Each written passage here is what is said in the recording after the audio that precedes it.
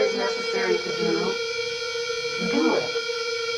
When somebody needs to be killed, there's no wrong. You do it. And you move on. And you pick up a child, and you move into the desert. You pick up as many children as you can. And you kill whoever gets in your way. This is us.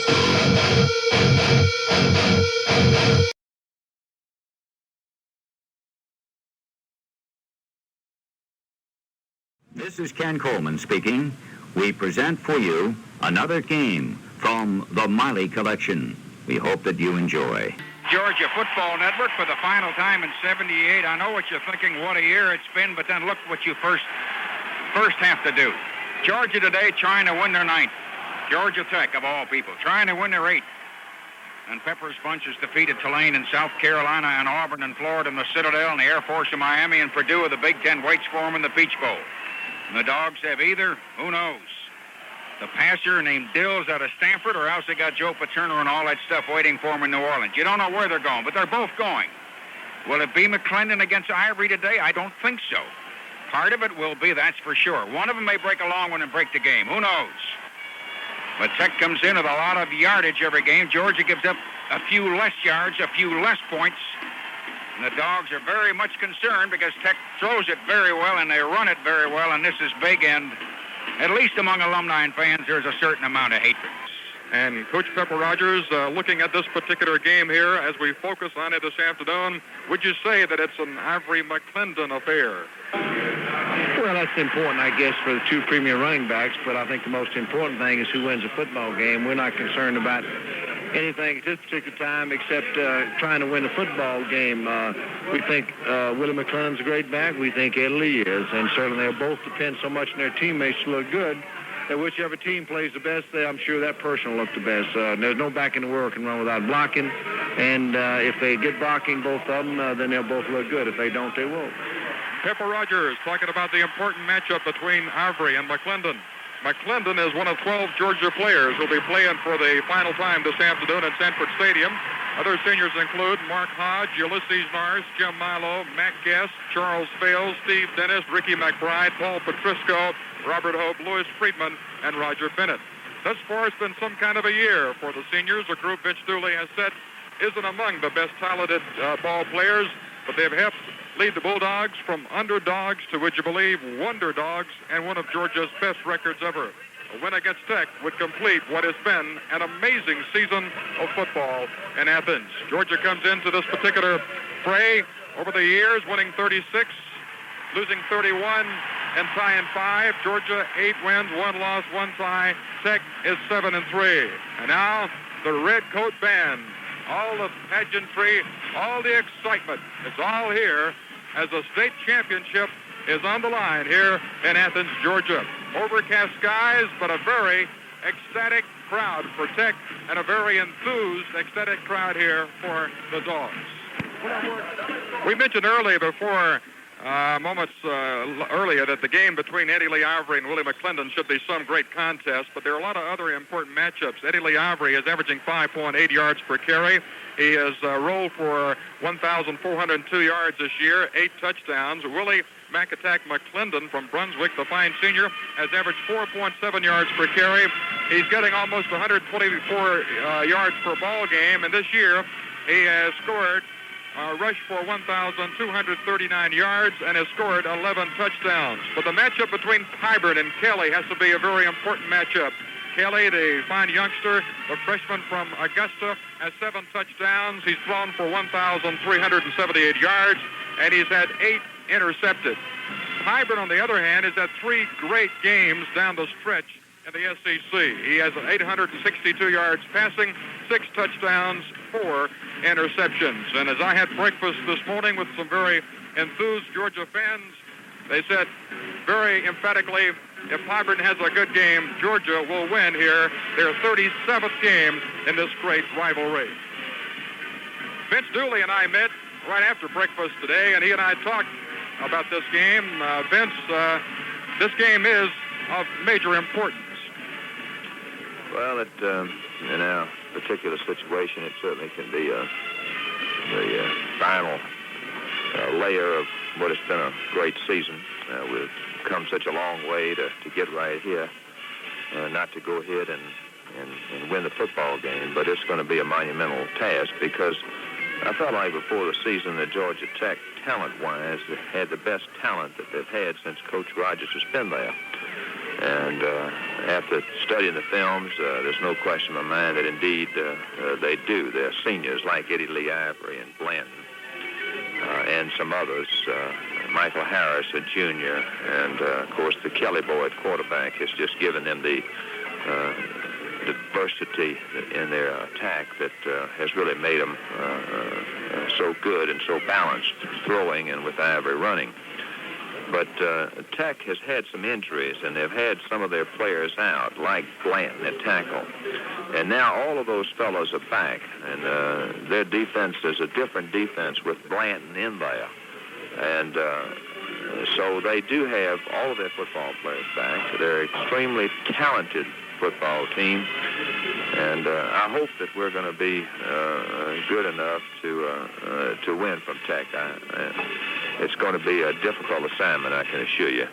Vince Dooley giving us some unique insight on what he thinks of this great game here this afternoon. The Georgia Tech game is rated a real toss-up among circles. Georgia ranks higher in the polls, 8th in UPI and 11th in AP than Tech, but the Yellow Jackets fared better against three mutual opponents, South Carolina, Auburn, and Florida.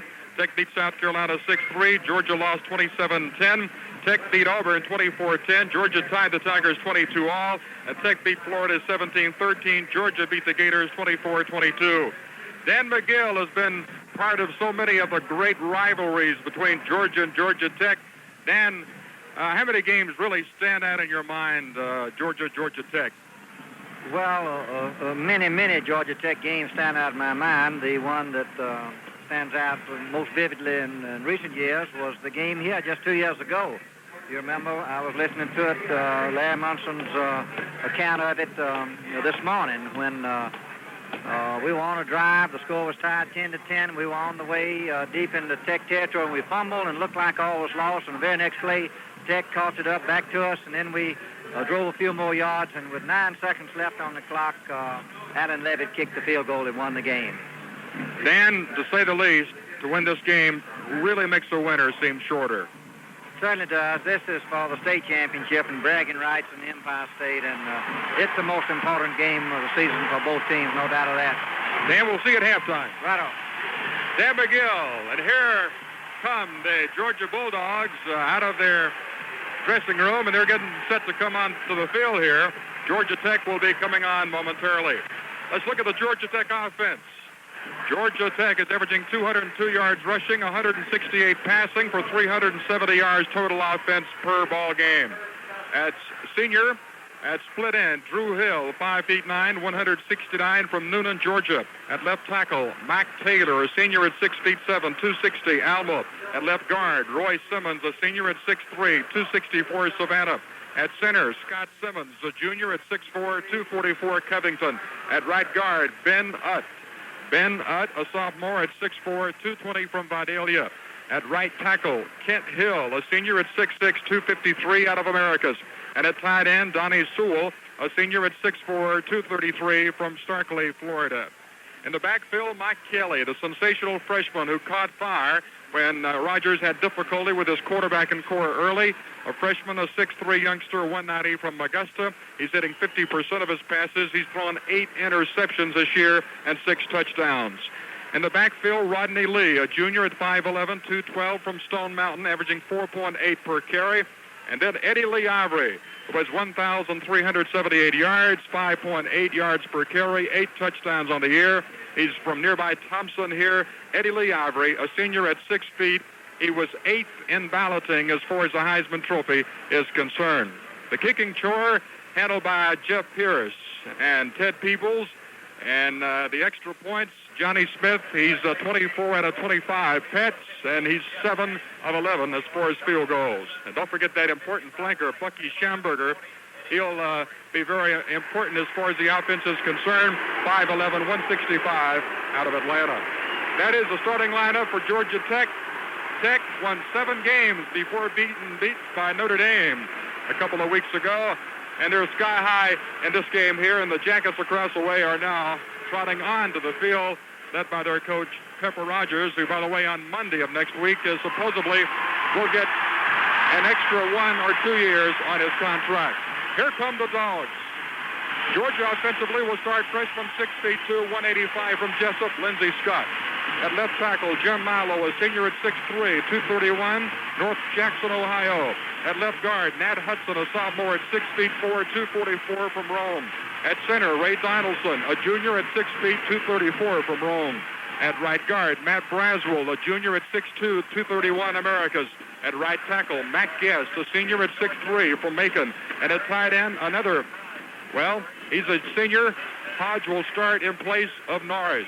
In the backfield, it'll be Pyburn, Willie McClendon, Womack, Anthony Arnold, and the kicking chores handled by Mike Garrett and Rex Robinson. So the stage is set for this battle royale. Will it be an Eddie Lee Ivory McClendon show, or will Pyburn and a guy named Kelly figure prominently in this game, or will the defense take over? Should be very, very interesting.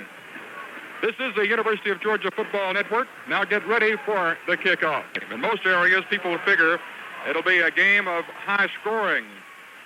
Tech will move the ball on the ground. Likewise will Georgia. Georgia has won the toss. And Georgia elects to receive. And as you can hear the crowd, very boisterous. They're very elated, very happy with getting their hands on the ball as we start the initial period of the big rival, Georgia versus Georgia Tech. And regardless of what happens, as Larry Munson said earlier, we're either going to go to the Sugar Bowl should Auburn tie or beat Alabama, or we're going to be in the Bluebonnet Bowl against Stanford. And you talk about teams that get the adrenaline flowing early. Well, I don't think you've really got to sack these two teams up, because just playing each other, just the red and black and the orange, white, the yellow and white, or whatever, gold and white, they really turn fans on and the players on. So the stage is set, and here now with a play-by-play story, as Tech will kick off, the voice of the Dogs, here's Larry Munson. All right, get the picture. Bessalou will kick off for Georgia Tech. Tech in white tops, gold pants, trimmed in black gold helmets, black numerals and stripes, and the Dogs, of course, at home in red, with the white pants, red and white trim, red helmets. And you got Warner, and you got Lindsey Scott, you got McMickens as the deep man, and got Stewart up in the middle of the receiving diamond for the Dogs. Georgia had won the toss, and for some reason, despite all the weather predictions, and despite a sun that was shining early this morning, it is still foggy and grayish and kind of coolish here in Athens, Georgia, on this final shot of the 78 season. That is when you're talking about what had been printed on the schedule, because they both got one left. And nobody knows for sure where one of these guys is going to play, do they? All right, Tech will be kicking off to Georgia. Bessalou will be the kicker. Georgia Tech, all the deep feelings. One of them's won 7, one of them has won 8. Both going to a bowl, and Bessalou kicks high, a little short end over end. Going down around the 9, Scott Warner 15, 20. Fumbled the ball after getting spun around on the 21 or 22. I think a red jersey fell right on it. Somebody hit his arm and spun it out of there. Scott Warner had a man grab at his arm. Mark Hodge, one of the big graduating tight ends, Spartanburg, South Carolina, recovered, and the Dogs have got it on their own 21 and a half. All right now. Georgia's Ray Donaldson of Rome coming out over the ball. Dogs in a power eye, and Tech just jumps right up. And all of a sudden, their 5 becomes a 5-4. Dogs go to the fullback. Straight ahead, Womack. Looks like he got 3.5. Let's see if he got 4. James Womack, Warner Robbins going straight ahead. Came up to the 25. Let's give him 3 2nd and 7. Big Blanton, the left tackle. Tom Cooksey, the nose guard for Georgia Tech, on the stop. Tech survived a string of lineman defensive injuries, major ones to starters, for about a 4-week period in the middle of the season. They survived it and then came on stronger and stronger. Tech jumped back. Now they're back up on a 5, and the line stunts a little. They're in a 5-3. Georgia on 2nd down. They go to Willie. Got a little hole at the guard over the 31 or 2.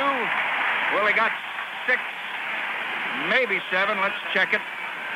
Michael Harris, that tremendous defensive end, at times a wide linebacker. Michael Harris hit him on the 31. The gain was 6. Hodge and Norris interchanging at a tight end. Ray Donaldson limping a little. The Dogs starting center has come out. He played half a game against Auburn on that bad ankle. Georgia, 3rd and 1. After McClendon had gone at left guard and had a hole and got 6 quick yards. Pyburn bringing him up. Georgia, 3rd and 1. Handoff. Straight ahead drive. First down, I think, for 2 yards. Nat Hudson has shifted to center as the starting center so brilliantly this last year and a half. Donaldson came limping out. Henry Johnson, a linebacker, hit him. Womack just went straight ahead and got 1.5 yards and a first down. Ball in the 32.5. Georgia's got a first down. Nat Hudson has had to shift from guard and go to center. Dogs slot it left. Georgia Tech's in a 5-4. Pyburn going to look at it. Goes to Willie, a hold of the tackle. Bumped a little off balance, but still came out to about the 37 or 38.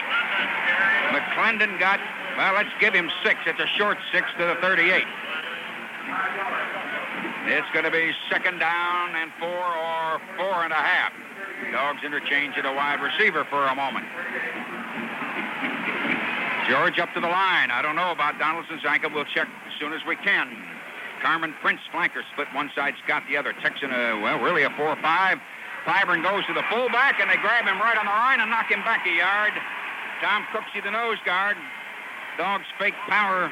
Well, not exactly a sweep right, and then try to go to the fullback up the middle. And now Georgia's Morrison at tackle comes limping out.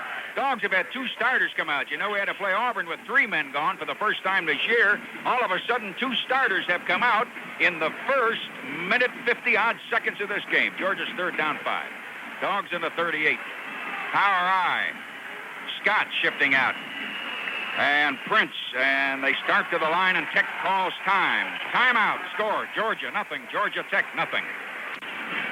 Lauren, what do you got on those injuries down there? Well, Tim Morrison's just going back in. He's okay. He had a little stiffness in his knee after the collision there, and Ray Donaldson has a sprained ankle, his right ankle, but, Larry, I think they feel like he can go back. They got him on the sideline with ice on it, but Butch Mulheron, Team Orthopedic, says he can go back. Morrison just came back out. Morrison tried to go in and couldn't make it. Dogs have had 2 starters come out. Tech's in a 5-2 now as the Dogs slot right, split left, and Pyburn back looking, throws to a man open in the right flat to Willie on a 41, and they knock him out. I don't know if he got first down or not. Possibly so. Threw to McClendon, dumped it out on the right side after the receivers down that side cleared it out. Below the safety, and Mike Helm, the linebacker, hit him. And the play, the little pass play dump for 5 yards. First down by a good half a yard. Dogs now have had to put Madry in there with Morrison out. Georgia already digging in the reserve with a starting tackle and the starting center gone so suddenly. Georgia in that power eye, and the Dogs trying to drive early. Texan a 4-4. Pyburn looking at it. Straight eye now, got a couple men split out. Pyburn hollering at him a little on the line. Goes to Willie at the tackle, had a hole, and he fumbled, and the ball was caught by a big lineman, and he fumbled, and there's a pile up on the 45. Peck's got the ball. They knocked it out of McClendon's hand.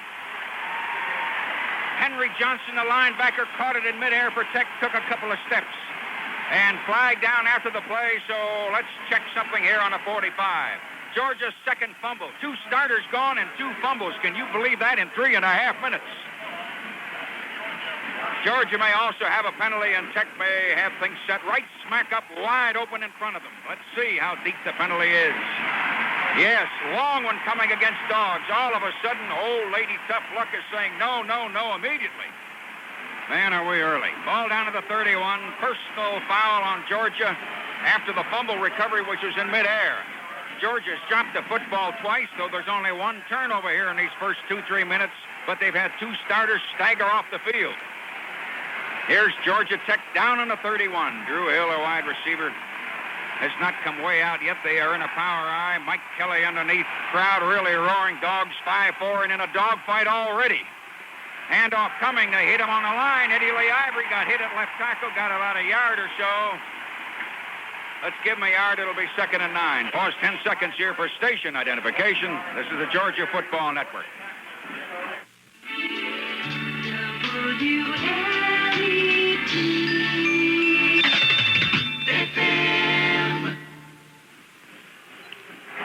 McBride, Mark Miller, the linebackers, good when they end on that stop.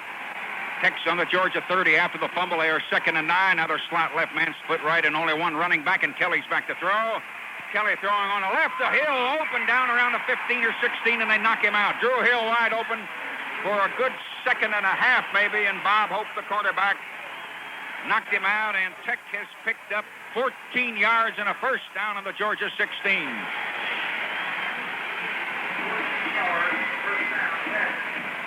Georgia Tech with a gift laid out in front of them, and now they have moved from the 31 to the 16. Tech's Mike Kelly underneath. Hill started to go wide right and then runs back to the other side, and they slot off the eye. First down, and they're on the hash marks on the far side on the Georgia 16. And the fullback, Rodney Lee, going straight ahead for 3.5 at right guard a little bit, kind of slanting a little right. Let's see how much they give him. Dennis, the linebacker, Bob Goodwin, the end, hit him. I'm looking down here, and the Georgia center and tackle, Donaldson, Morrison are still out. One to the knee, one to the ankle here in the first couple of minutes. 2 starters were yanked out. Last gain was a solid 3 second down, and really about 6.5. Georgia Tech knocking on the door. Tech's down here on the 12.5. They are 2nd down. And they go to Eddie Lee. He had a hole at the tackle. He went all the way down to the 4. He had enough of a hole at right guard and right tackle. Eddie Lee got at least 7 and I think 8 yards first down. Good one from behind. Ricky McBride, the linebacker. Georgia Tech is goal to go here in the early minutes. Dogs lined up and were coming down the field. And on the 3rd play, the center was gone. And on the 4th play, a tackle was gone. And a fumble on the play after that. Tech goal to go down on the 4. 9:53 and the clock running. Tech power eye. Everybody pull in. The Dogs are in a 7-4. Eddie Lee Ivory driving touchdown.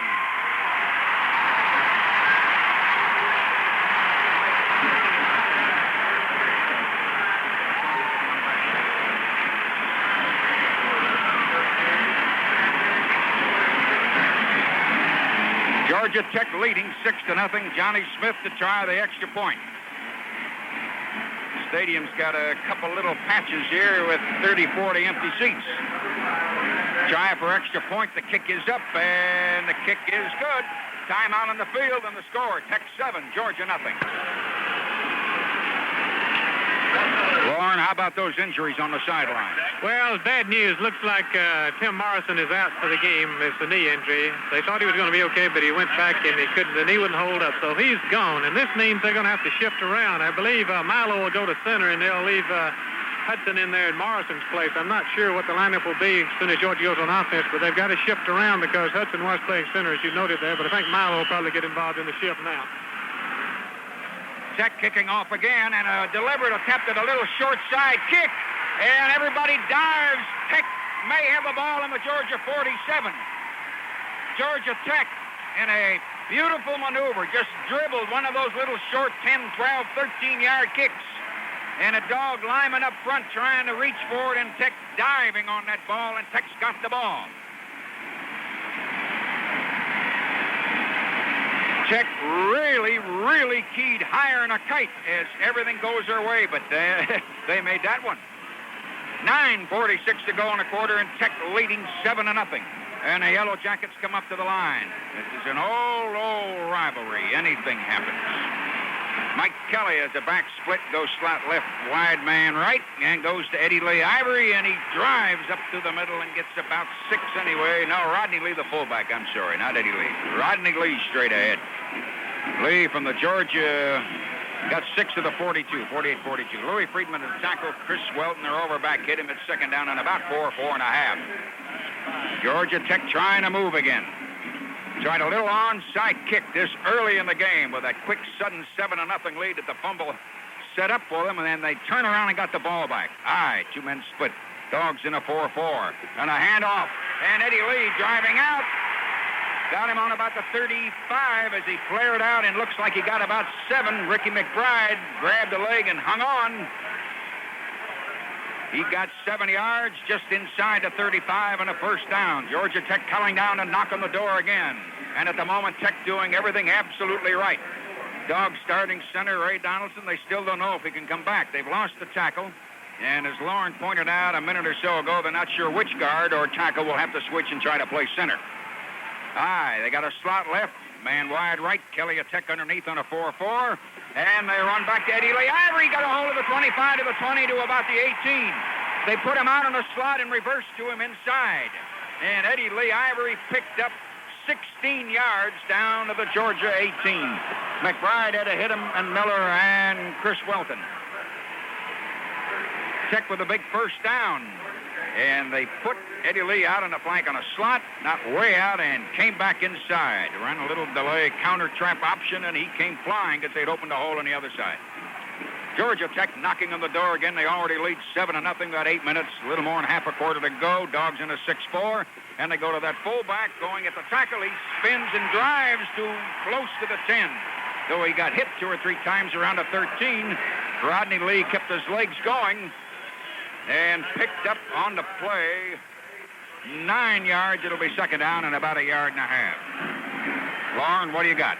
Ray Donaldson has had his right ankle taped. He's up walking around, Larry, so there's a good chance when Georgia gets the ball again, he'll go back. Tech second down, a short 2 or 1.5. They're on the 10. They lead 7-0. Dogs flip-flopping. Defense moved a little bit. They go to Eddie Lee at the left tackle, and he got inside the end who was hanging on to him and might have a big first down. It looks like he got about 3.5. Miller and Chris Welton, linebacker, overback, grabbing him. The gain was a solid 3 and a first down. Tech is goal to go again. Dogs have fumbled twice, had a couple of starters hurt immediately, and Tech fooled him with tremendous short little dribbling onside 13-yard kick after they had scored, and now Tech has taken it right down the field. They've come down to the 7. Tech leading 7-0 and threatening to get way out there. Mike Kelly underneath. Power eye. Dogs in a 6-5. They've only got 7 yards to go. And he fakes to the full, and Kelly's going to throw it down in the corner, and partially tipped and then dropped incomplete. He had 2 receivers open, but a defensive back, Chris Welton, tipped the ball 3 feet in front of him. He had Schamberger, the flanker, and Sewell, the tight end, both down there. Tech leading 7-0, and they are second down, right down in the Georgia 7, and completely dominating it after what happened in those first 2 minutes. Tech's fullback Rodney Lee coming out. And Danny Mann has come in at fullback for Tech. 7-0, and the Yellow Jackets lead. The only so-called official publication that picked them to win was the handicap sheet by 1 point. Everybody else was Georgia from 3.5 up to 6. Power eye, second down and a 7. And Eddie Lee slipped a little, and they grab him and hang on finally. And let's see where they'll blow the whistle right on the 6. He might have a yard, I don't know. He slipped a little when there was no hole in front of him and tried to cut off into the right. Goodwin was hanging on to him, the end. Ricky McBride, the linebacker. And let's leave it no gain, third down. He got about a foot. And from the 6.5, they're just about on the 6. It's third down. Georgia Tech really knocking on the door. Dogs take the 2 big freshman tackles out of there. Weaver and Payne, who were in on a couple of plays, running a couple more secondary men. Getting a little late in the quarter, a little better in 6 minutes. Tech leading 7-0, wanting a 2-touchdown lead. Kelly, third down, looking for a short pass. One man missed him, and he went for the corner, threw it out of bounds, but there's a flag. There's a flag on a play. We might have an interference call in the end zone. Let's check the call on the penalty.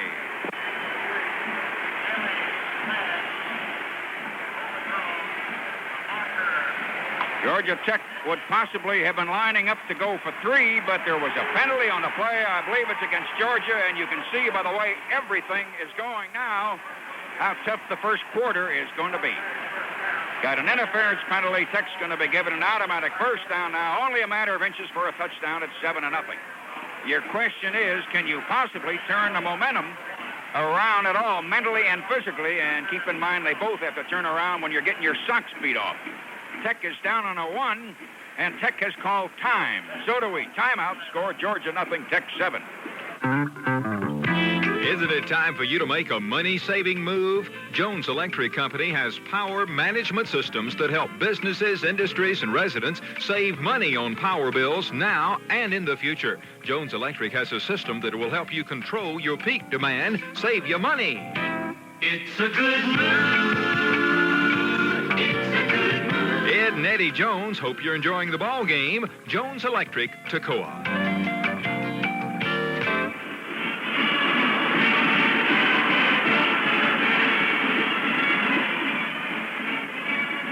on a 1-yard line after the penalty. The penalty was very technically only about a 5.5-yarder, but instead of leaving them out on a 6 with 4th down, looking at a possible field goal attempt, it gives them first down, 4 shots to only go a yard.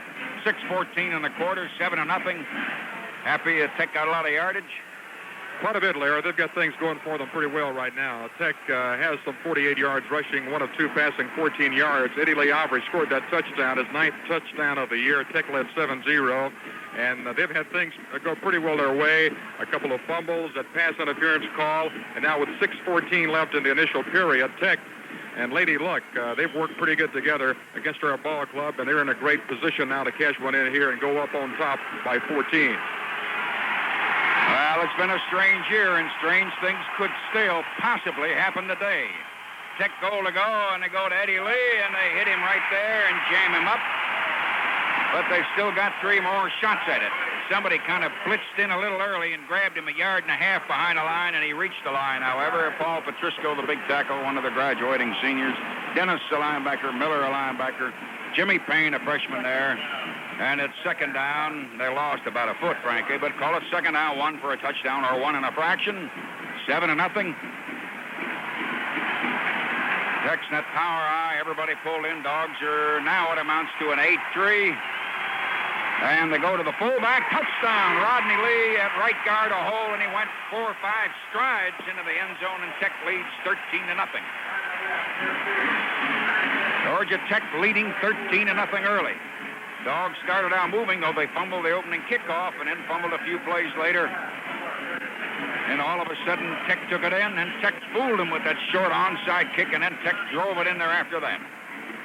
Neither injured man has been able to come back, but I got a hunch we might get the center back as he played the last quarter against Auburn with that bad ankle. Smith to try, extra point. Roper going to hold. The kick is up, and the kick is good. Timeout on the field. The score, Tech 14, Georgia nothing. Well, again, who would have believed that either team would have kicked off to the other guy 3 times in the first quarter? Tech leading 14-0. Veselu to kick off again. Georgia Tech has been scoring everything, by the way, if you're wondering, against the trestle in the railroad track. Here's a kickoff, long, flaring a little left and going out of bounds. It struck on a 10 and caromed out, and Tech will take a 5-yard penalty and kick it again. A lot of fine seniors on this field today, both squads playing their last regularly scheduled game. And those seniors have all got one more shot of football coming in the various bowls. Tech going to kick off again, this time from the 35. Dogs punched out a couple of first downs early in the process of the 2 fumbles and the 2 starters taken out on an injury, but that second fumble, of course, was the end of that drive out around the 47. And Tech has absolutely had their hands on everything since. Veselu to kick off. 14-0, Georgia Tech leading. Got 5.5 minutes to go. We're that early in the first quarter. Long kick, much better than the other one. Way back in the end zone. Lindsey Scott took it 2 yards deep. He's going to try to get it out. 10. And they really hit him, and he fumbled the ball. And I think Tech might have it on a 17. Yes, they do. Lindsey Scott caught it over his shoulder in the end zone, turned around and run it, and Tech just jarred it out of his hands or grabbed the arm, whatever. Georgia's giving it to Tech again. I realize you are as stunned and shocked as we are here. Who would have thought it would be a day like that on a ball game that means so much to both of them? Georgia's dropped it for the 3rd time in 2/3 of a quarter. And the Yellow Jackets have got it on the 17. Georgia Tech now will try and put it out of reach. That is, unless one of those miracles is still hanging around the place. 14-0, Tech leading.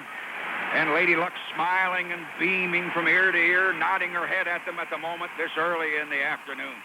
5-4 defense. Eddie Lee Ivory, a little hole at the guard. They shut it, but he got about 3.5. Let's see. He went to maybe the 13. He got 3 yards. Louis Friedman to tackle. Ricky McBride, the linebacker, hit him. Over half of this stadium is absolutely shocked. 5:10, the clock running in the quarter. It's 14-0 Tech. Tech coaches stunned beyond disbelief. Georgia coaches not believing what they're seeing as their kids are doing everything wrong at the moment. So the kids were not necessarily responsible for the injuries. 4-4. And Kelly coming back looking to throw. Got time. And it's batted down in front of his face by a big Georgia lineman around the 16th, 17th. I think Paul Patrisco was the one that knocked it down. And Tech will be 3rd down and 7. Very, very close in there, as you know. What do you got, Lauren? Well, I was just going to say the Georgia players are shocked, but they are really talking it up among themselves. They want a break now. They're going to need a break. I suspect that the Georgia team and the Tech team both had the same game plan. That was to keep it away from the other because the defenses are not that strong, and Tech has gotten exactly the break that Georgia wanted to have. So Georgia really needs to stop Tech here and get something going offensively. Tech is 3rd down. A short 7 sitting on the 14. Kelly throws in the flat to Eddie Lee Ivory. One man up to hit him around the 12 of the 11. Ricky McBride. They delayed and ran Eddie Lee Ivory wide out to the right in the flat behind the line. Dumped it out there to him and picked up on the play 3 yards. And Tech will go for a field goal. They lead 14-0, 4.5 minutes. I know what you're thinking also. We have come back and come back and come back this year. And I mean behind, and I mean outplayed because we were making mistakes and dropping it. We have come back. Tech's Johnny Smith try for the field goal. It looks pretty good up there. Long kick. The kick is good. Timeout on the field. Score, Tech 17, Georgia nothing. Well, the sun is trying to shine. Vesalou at Tech getting ready to kick off again. He's probably as stunned as you and I at the number of times, counting the penalty 5 times he's had to kick off in the first quarter. Tech leading 17-0.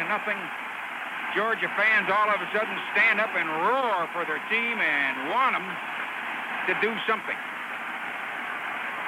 And we still won't know because the Dogs have barely seen the football at all because of the fumbles. Who's going to try to play center? Though Ray Donaldson may limp out there and try because he played part of the Auburn game that way. 4:09 in the quarter. Georgia Tech leading 17-0. Vesalou waiting to kick off. Dogs have had a couple of kickoffs and fumbled them today.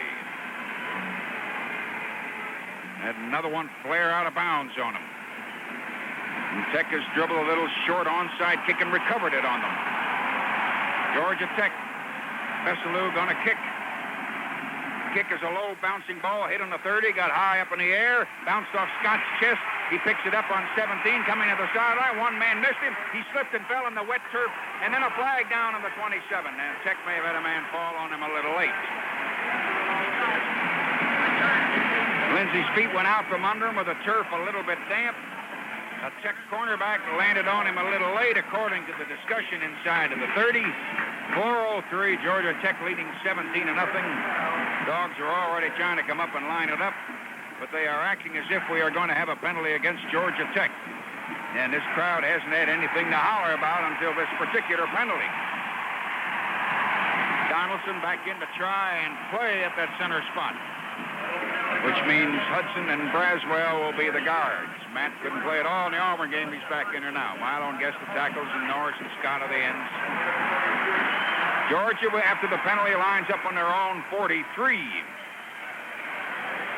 Tech's in a 4-4. Tyburn underneath. They've got 17 points to make up. Who knows what's going to happen? They pitch it to McClendon. Try to get him out. He swings wide. 44, 45, 46, 7, and out of bounds around a 48.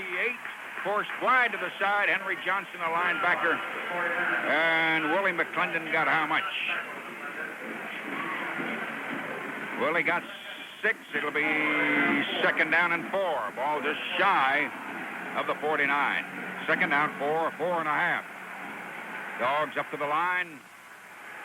Georgia Tech becomes now a 5-4 defense. Georgia 2nd down on the 49. They go to McClendon. No hole. He veered outside and got hit as he crossed the 50 to the Tech 49. A couple of guys shoved each other a second or two after the play behind the line. Mike landing the tackle on that side. It's stopping him. Helm, the linebacker. The last gain was 2 yards by McClendon. Georgia's 3rd down and 2. They're on the Georgia Tech 49. Georgia Tech leading 17-0 after everything has gone so wrong for the Dogs in their home finale of the year. Tech's up in a 5-4 in there tight, figuring they're going to run it. Tyburn goes, fakes to the full, pitches to Willie, who tries to cut, And they knock him down shy. Fake to the full up the middle. Pyburn slid along the line, pitched to McClendon. I believe no gain. Richardson, the end, played it well. No gain at all. It'll be fourth down there. Tech has stopped the drive to force the Dogs to kick. Gary Hardy is single safety for Georgia Tech. Mike Garrett the kick. 5-man line. They're going to give him plenty of time to kick. He kicks it end over end and not real high. Hardy takes it, and they hit him right away around a 17 or 18. And Georgia Tech will put it in play for the first time today on that side of the field. How about the yardage, Hap? Well, it's all Georgia Tech so far, Larry. 51 yards rushing, 204 passing, 16. And we've got 26 yards, 1 for 1 passing for 5. Tech has 6 first downs. We've got 3 first downs and 2:45 left here in the initial period. 3 fumbles, onside kick, and old Lady Luck really frowning here on the Bulldogs, and Tech very much in control here now. First and 10. It'll be on the 17-yard line. Sun really trying to shine. I don't know what that means. Hasn't meant anything yet, has it? Tech's down there, first down, they're 17 and a half. Eddie Lee Ivory at the tackle, broke a tackle, and then got hit on a 22 and a half. And Eddie Lee Ivory might be down. Now, he got hit going backwards at the end. He had been bumped off balance and got stopped around a 23. The gain was 5. Eddie Lee Ivory is down. And Tech officials are around him. He is on his stomach, straight down. One of America's premier running backs. 2 of them on this field today. And let me think real hard. I think the other 6 or 7 premier running backs around the country who all had that yardage are done for the year. Eddie Lee Ivory down on the 23. He had picked up 5. Well, it's close to 6. Ivory is still down. It's 17-0, Georgia Tech leading. Dogs at the moment, Ray Donaldson limping, walking around, is still going to try to continue playing at center. Dogs at the moment have only lost a tackle. Lauren, what do you got?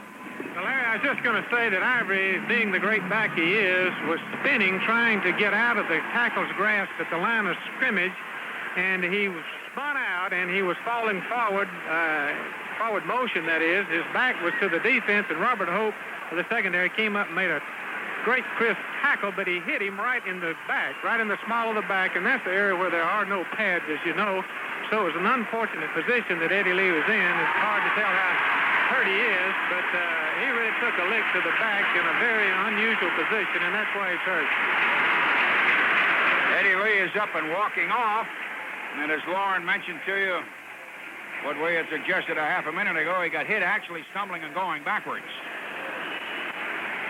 Late in the quarter, Georgia Tech completely in command of the scoreboard, 17-0. If you're in and out of one of the crowded shopping centers today, everything happened to the Dogs in these first 12, 13 minutes. Fumbles, people hurt, everything. And Tech with a beautifully planned out onside kick. Running back, Rodney Lee, the fullback, in the middle to about the 25. Couple yards. Big young Eddie Weaver, one of the freshman tackles, jamming at him. It'll be third down. Let's call it third down and 2.5. Georgia Tech out on their 25. 17-0. Dogs have also had a pass interference penalty on them and a personal foul that figured in some scores. But actually, Tech had to take it in there and did. Didn't matter where the fumbles were or what happened. And keep in mind that after that onside kick that they pulled so beautifully mentally, they're out on the 47 and they came on down. Dogs in a 5-4. Third down, 2.5. Kelly back to throw for Tech. Kelly with a long bomb, and it is broken up by Scott Werner on the 37. Drew Hill down the field for one moment, a step and a half out in front, and broken up by Scott Werner, who got both hands around the left side of him as they both came sprinting down the middle and tipped it off. If the guy had caught that one, man, he was possibly gone, and so was the scoreboard. Fourth down, 2.5. Ted Peoples in the kick for Georgia Tech. Dogs, 7 men on the line, not going to rush them all. Low snap from center. Flag down on the play. Watch the flag. And Dogs, Rover back. Collins took a short punt, fair catch on his 44. But wait a minute now. Watch a penalty first. It might give Tech the ball. Relatively short 31-yard kick, but the way things are gone today, you can't think about that penalty now. You don't know what that'll do. That might... I believe it's against Tech, because one of the Dogs on defense just came out acting that way, and that was Michael Johnson, who was in on a kick-covering team. Had a procedure penalty against Tech, and I think the Dogs will turn it down. They have pretty good field position here. We've got 92 seconds to go. As far as the quarter is concerned, Georgia going to turn down that penalty. What do you got, Lauren? Well, I was just going to try to explain the penalty, but you already know what it was. I think the Georgia coaches were greatly concerned about having Tech kick over with only 5 yards and having the great field position at the 44. So Coach Dooley was wanting to take the ball. Tech's in the 5-4. Dogs I got a slot off to the right. Georgia on their own 44. Pyburn sprints right. Finds a man out there. Scott open. His feet went out from under him in the wet grass over on the 50. Lindsey Scott, he wanted to cut around a man. The defender had him trapped over there around the 48 or 49 in Tech side. He hit Scott out on the flat, got 6 yards. It'll be 2nd down and 4. We are very, very late in the first quarter. It has all been Georgia Tech. So is the stuff that has happened. And it has been funny stuff. 17-0 Tech leading. Dogs put a couple of men out. They've been behind all year. I mean completely, however, behind here this early. They go to Willie at the guard. Willie driving out to the Tech 45. I believe a first down. Tom Cooksey, the nose guard from behind. Willie got 5 yards the tough way at left guard. And Georgia's got a first down on the Tech 45. First time they've been this close today. Dogs trying to drive. You remember when things were happening so funny and absolutely against them in the first 2.5 minutes today, they had put together a couple of first downs. Those 2 starters got dragged off, and we've already had a couple of fumbles in there. Georgia on a Tech 45. They got an eye, got slot off to the left side. They fake to Willie. Pyburn then pitches outside to Arnold. They end the round, and Arnold gets knocked down on the line on the far side of the field. No gain. Al Richardson, the end over there on the left, playing it well. Fake to Willie, and then Pyburn running option along the right, and pitched it to Arnold, a flanker, and it'll be 2nd and 10. Got 15 seconds now, and the clock running very late in the quarter. 17-0 Georgia Tech leading, and the sun is now fully out, as it was supposed to have been all day. Dogs got Arnold out to one side, Scott to the other. Tech's in a 5-2. They got men out with the wide receivers. And Pyburn faking. Wait a minute. They're waving that the quarter had ended as he dropped back to throw. That's the end of the quarter. The score, Tech 17, Georgia nothing. All right, start of the second quarter. Georgia now driving toward the tracks as Tech spent all the time right down in front of the tracks in the first quarter was doing. Dogs 2nd and 10 on the Georgia Tech 45. Going to 4-4. They give it to Willie. Willie stopped dead in the middle. He finally lunged and got a yard. Somebody grabbed him right on the line. Cooksey, the nose guard. And Willie got about a yard, yard and a half. Let's see where they put it down. Give him a short 2. He's barely to the 43. It's going to be 3rd down and 8 and a fraction. Georgia out here on the Tech 43, trailing 17-0. Ray Donaldson are on with all that tape around the ankle is at center. Arnold wide, slot left, Scott short, flank to the right. Tech back in kind of a safe-looking 4-5.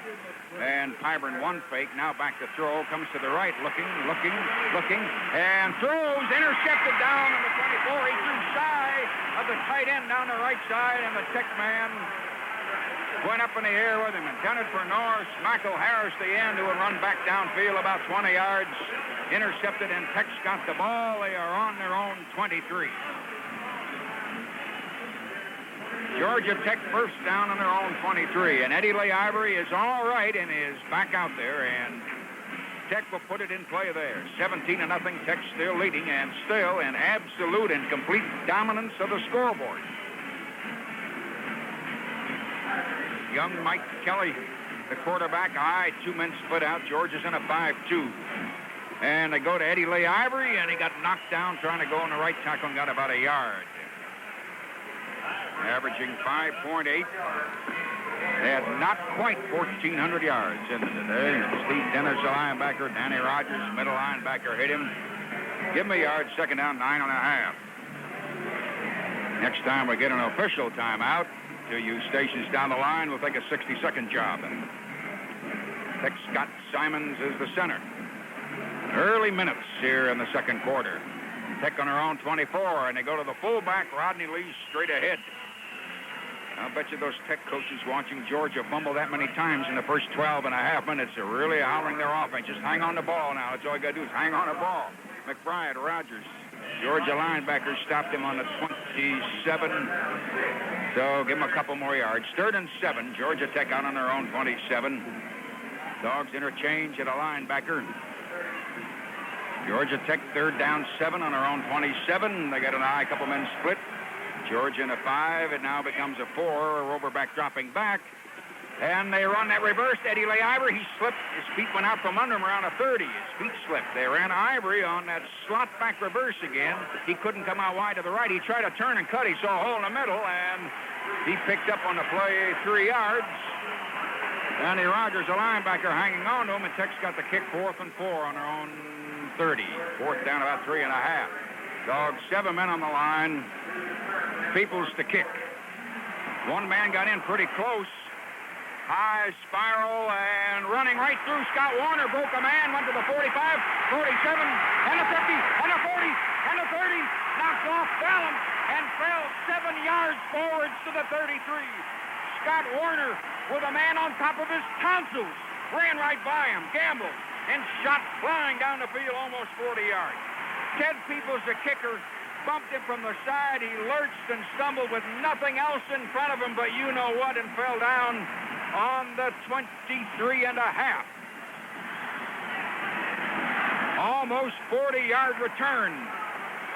Scott Warner came flying up the middle. Georgia knocking on the door for the first time. Tech in a 5-3 and a fullback. Stewart fumbled the ball going in, and Georgia Tech has got the ball. Georgia fumbling today, and they give it right back to Georgia Tech, who has not given it up to anybody yet. Shocking fumbles today in their own stadium here. I don't know, grabbing arms or grabbing balls. Stewart flew in there. Got 6 big yards and lost the ball. You could see the ball just pop up in the air like it was possibly punched up, and Tech's got it. So Scott Warner's beautiful punt return, which almost got the Dogs on the scoreboard, is going out the window with another fumble, and now you can't count them. 12-25. Tech has handed the ball back on their own 17. Tech's still very much in dominance of that scoreboard, and the mental aspect, not yet. And they go to Eddie Lee, breaks up the middle and drives out to the 24. And Eddie Lee Ivory apparently got about 7 big yards. Good one to the end. Tim Parks, the tackle, grabbing at him. It's going to be 2nd down and 3. Georgia Tech smiling politely, saying thank you, thank you, thank you, as things just keep breaking the right way for the Yellow Jackets. And this is tough to do on the road. Things don't work this well for you on the road. Never. They never do. Not this well. Dogs in a 6-3 at the moment. They go to Eddie Lee. He veers outside. He got away. He got 5, 10, and come up to the 40, 45. Eddie Lee got 20 big yards. Scott Warner had to hit him. Ricky McBride had to hit him.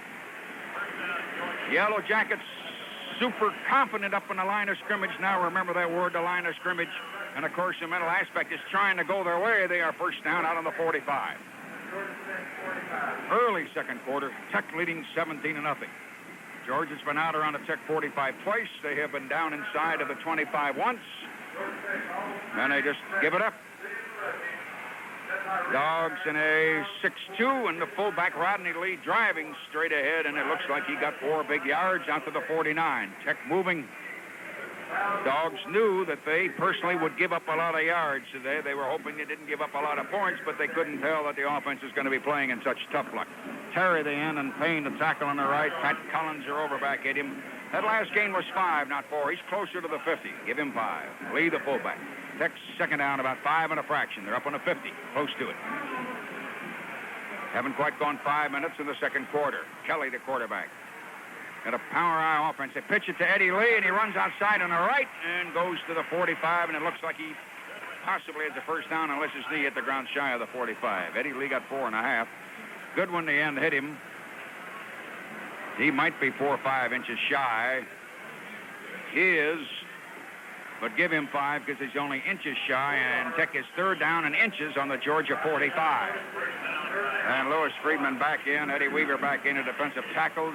Big Petrisco has come in. Georgia going to put 3 tackles up in the line. Tech's only got inches to go on third down. Tech leading 17-0. Dogs in a 6-2-2-1, and they go to the fullback, and Rodney Lee booms over the 40 down to about the 37 or 8. Got 7, 8 big yards. He had a hole at Georgia's left tackle or his own right side of the line. Needed 4 or 5 inches and came up with 7 yards and a first down. Georgia Tech on the prowl. mental aspect could possibly be figuring in a little in some spots now, because Tech is making this drive really move and opening it up and blocking with it. Because when Georgia just coughed it up again, and this time it meant a scoring opportunity, that could really have jacked some people up. Dogs in a 6-2, Tech on a 37. Kelly pitching to Eddie Lee Ivor. He's coming wide. Somebody came up and missed him. Another man missed him. 30, 25, broke a tackle. Eddie Lee Ivor finally caught down around the 6-yard line. Guy sliding off him. And Ivory just moved 32 yards all the way to the Georgia 6. Pat Collinger over back finally got him. He pulled out of somebody's arms who had him up high behind the line. And that was on the wide sweep part, and ran by somebody who only got half an arm on him down around a 26 or 7. And by this time he'd gone 7 or 8 and then just went down the side. Georgia Tech knocking on the door, goal to go. Darius Davis has come in on the running back spot now to give Ivory a rest. They are on the 6. They go to the fullback Lee. At that same tackle they run, he gets 3 yards. Rodney Lee at Georgia's left tackle. Second down, only 3 for a touchdown. Payne stopped him at the tackle. Chris Welton, Grover back hit him. Georgia Tech second down, only 3 for a touchdown, and they lead 17-0. This has been, I believe, so far the strangest home game I have seen a Georgia football team play in these 13 years. I've never seen a first half go this odd and this so much against. Tech in a power eye. Kelly underneath their second down and about 3. Got a 7-man line. Eddie Lee Ivory back in, leaning and twisting, and Eddie Lee got about almost 3. He kept digging the legs. They'd hit him on a 2. McBride and Rogers, Dennis, the linebackers, just grabbing onto him, especially Dennis and McBride. And a ball, let's give him 3 yards. He's only inches from the goal line. Tech is third down and 5 inches. 8:15. 17-0. Tech might call time here. Yes, they will. Timeout, Georgia Tech. The score, Georgia 0, Georgia Tech 17.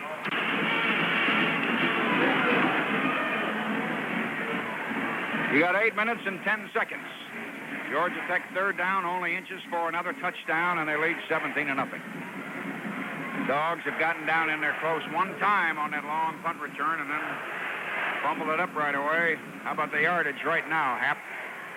Well, I guess more importantly, Larry, you got 4 fumbles, 1 interception, and already Ivory and his ball club 144 yards rushing, 2 for 5 passing, 16 yards. They've got 8 first downs. Our ball club has been stymied all day long so far because of the turnovers. Only 38 yards rushing, 2 for 2 passing, 12 yards, 1 key interception, and only 3 first downs. You talk about dominance. Well, Georgia Tech have really dominated this ball game. As you said, a very weird half. Perhaps the most weird half we've seen since 1964. Tech third down and inches, trying to get out in front by 24 points. And Kelly slipping out and slipped behind the line on the wet grass, trying to sprint out around the left side. Scott Warner then came flying up out of secondary to land on him. Loss of 3 yards. Back to the 3.5. Tech is fourth down, and they might go for another field goal here to make sure they get points every time they come down the field. Whether they bring it down or Georgia hands it to them, they want to get on the board every time they're down in there. They recognize that the ball is shaped funny and something might turn around and start to happen the other way.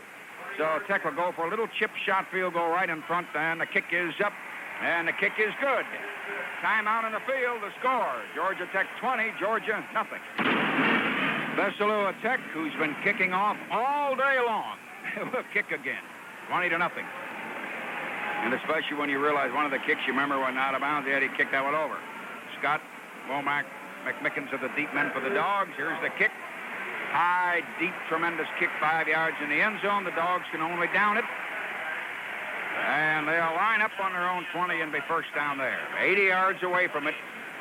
And just a few minutes ago, they were only 23.5 yards away from it. Let's go to the sidelines.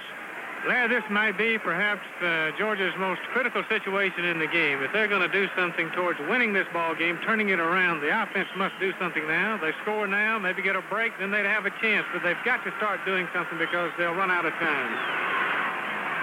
Georgia lining up on the 20. Texan kind of a little bit of a loose 5-4. Pyburn sprinting to the right to throw. Fires to Scott on the flat, and Scott catching it complete on his hip, on the ground, 5-yard gain on the 25. It'll be second down. Make it 4. They put it back closer to the 24. Second down, a short 6. On national television and everything else, the Dogs develop fumbleitis in their own backyard. No, they don't know why either. Unless Tech is very wisely just punching at that ball, or were in the first 20-odd minutes of the game. 5-man line, and they run it reverse inside, and here comes Arnold running in the middle. The hole started to close, and he picked up about 4 yards. Kelly, a linebacker, first man that hit him.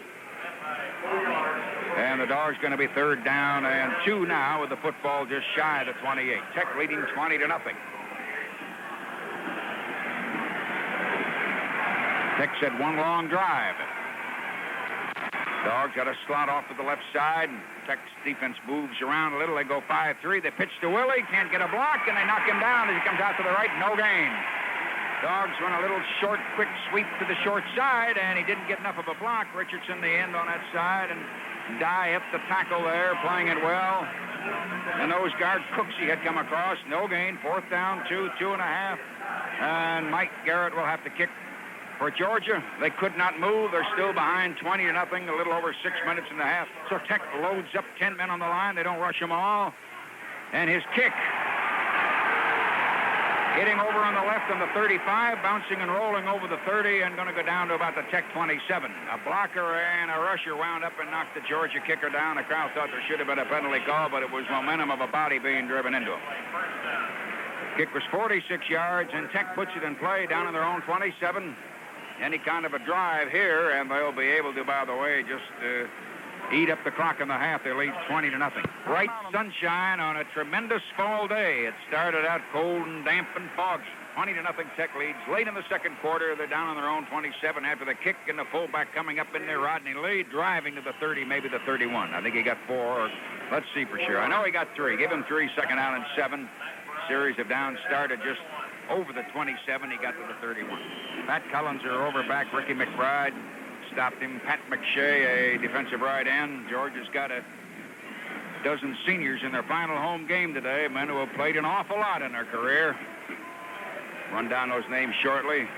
Dogs in a 5-3. They changed a little bit, become now kind of a loose 4-4. Kelly on second down to throw for Tech wide over to the left, and overthrew him, incomplete on the 46. Intended for Drew Hill right on the sidelines in front of the Georgia bench.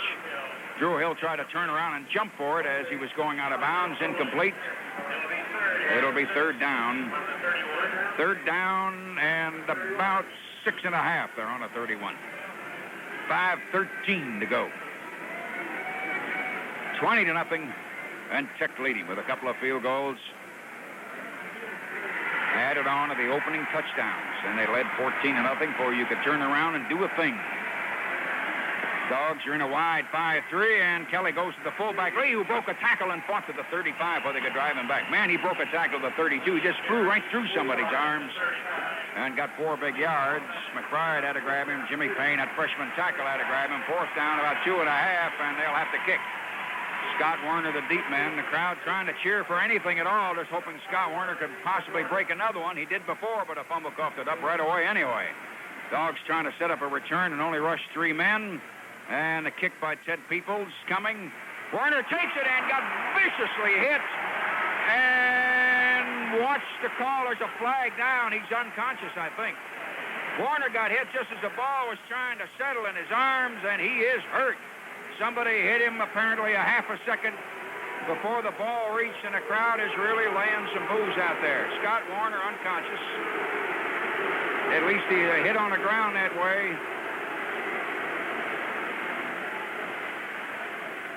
He has turned his body and moving a little bit. There'll be a penalty on Tech. Somebody hit him before he had the ball. Here comes a 15-yard penalty against Tech. On the play. Tech leading, however, 20-0, 4 minutes and 38 seconds.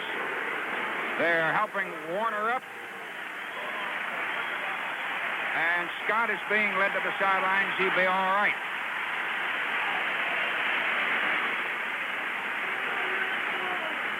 $15-yard penalty out to the 45. Dogs in their 45, checking to prevent safe 4-4 defense. And Buck Ballou, the quarterback, scrambling around to the right, throws in a run. He hit Arnold complete on the 45. Arnold really got racked. May have had 10. Michael Harris, that defensive end, really hit him.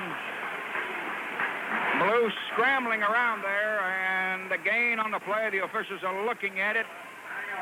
The gain was about 9.5. It'll be second down and about a foot or so. Buck Ballou of Valdosta is a quarterback. With the eye, two men split, taking a prevent 4-5-2 defense. And they go to the fullback, and Womack fights for 5-6 yards. His legs are still going, and gets him a first down inside the 40 a little. We're very late in the half now. Linwood Valley, a big tackle. Michael Harris, the end, grabbing at him. Dogs have got a first down. They are on the Georgia Tech 39, 20-0. And Tech leading. Dogs got fourth first down. Happy, is that what you're telling me? Yeah. A couple men split in an eye. Young freshman Ballou, the quarterback. 6-2 defense now all of a sudden for Tech. One fake, Ballou looking, finds a man on the sideline. He hits Scott, and Scott's feet went out. He slipped in the wet grass on the 29, just as two men, however, were waiting there for him. And Henry Johnson, the linebacker, hit him. But Ballou's pass was 11 yards and a first down just inside the 29. Georgia trying to hurry down the field late in the half and get on the board. Something to jack them up mentally. Yes, even mentally they need to come up now. Green and I, they slot to the left side. Tech up a little tight 6-2, a little over 3 minutes. And Ballou goes to Matt Simon, a freshman running back. He lunges inside. We've got other people playing now, trying to get something started. The varsity was playing in such miserable luck. Volley, the big tackle. Simon only got a yard. Well, not quite to the 28. It'll be second down. It'll be second down and about 9.5. Ray Donaldson of Rome. Leg is taped up. He's all right, and he's in there. Got a slot left on second down. Last game was really only about a half a yard. Buck Ballou scrambling out to the left side. Throwing over to Scott, complete on the 21. And a man hit him, and they knocked him down on the 19. It's close to a first down. Maybe got 10 yards. Let's see. Lawrence Lowe, the safety man, hit him. And the ball is awfully close, just inside of the 19. And the officials stand over there on that sideline looking at it. Is it going to be inches shy? I believe it is. Yes, 2 or 3 inches shy. What do you got on Scott Warner, Lauren? I think he's going to be okay, Larry. He got his bell rung, as they say, when you get a lick like he took. He drew a 15-yard penalty. That was good. And Dr. Mulherrin says that he thinks he can go back. He just got hit right up under the chin, so he just got knocked unconscious. But he looks like he'll be okay when Georgia needs him on defense again. But right now, what Georgia needs more than anything is some points. Georgia now will have third down and about 3-4 inches to go inside the 19. But it's the scoreboard and the clock that's important. 2.5 minutes. 20-0 Tech. Dogs with some freshman kids out there. Tech's in a 6-3 now, and Buck Ballou kept it and jumped back in the middle for a first down and got a couple of big yards straight ahead to about the 17. Henry Johnson, the linebacker of Tech, the first man that cracked him. It'll be a first down in the 17. The first time today, Georgia's been down into this close. They fumbled the other time when they got to the 23. Arnold and Carmen Prince have interchanged at the flanker. Georgia's got a first down on the Tech 17, trying to get on the scoreboard. Clock running a little over 2 minutes and a half. Buck Ballou, Womack at full, and Matt Simon at the running back. Defense is now kind of a loose 5-4. He fakes. He's in trouble behind the line. He outran a man back to the 25. He's going to run to the 20, to the 15, to the 13, to the 10, maybe the 9. Ballou had enough speed to outrun people who should have had him 9-10 yards behind the line, and the freshman kid sprinted to the right. And Hellman Johnson, the linebackers, finally got him on the 10. The gain was 7, and it looked like a big sack.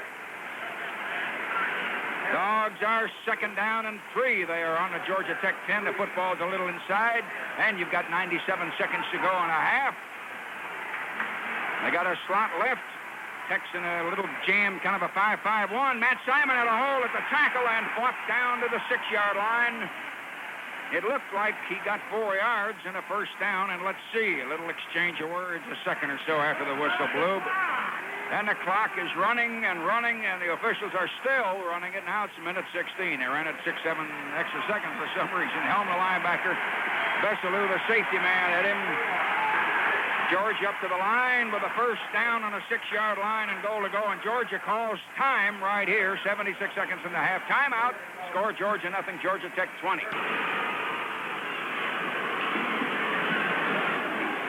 Well, you got a minute 16, and the Dogs sitting down on the Georgia Tech 6-yard line, goal to go, getting beat 20-0 in their own ballpark. Highly crucial situation. And a desperate, and I mean desperately needed touchdown here. And the clock now, not an awful lot of time, and the extra 5 seconds were accidentally run off by the officials a moment ago. May not help either, though. You still got technically 76 seconds. Two timeouts left, yes. Dogs in the huddle. They still running Matt Simon, a Statesboro, Womack, Warner, Robbins, Buckbaloo, Valdosta. In that backfield, Arnold back in there.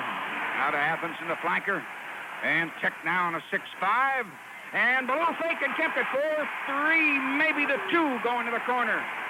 Fake running back, fake full, and Ballou then slipped quickly out to the right. Vesselou, the safety man, saw him coming, and the gain was 4 inside the 2.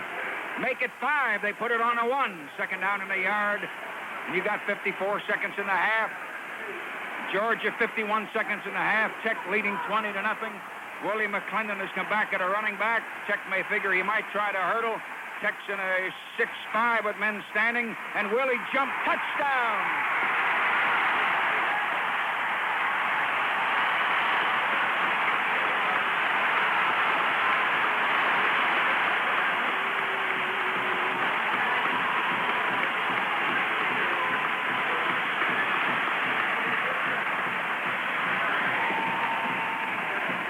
It's 20-6.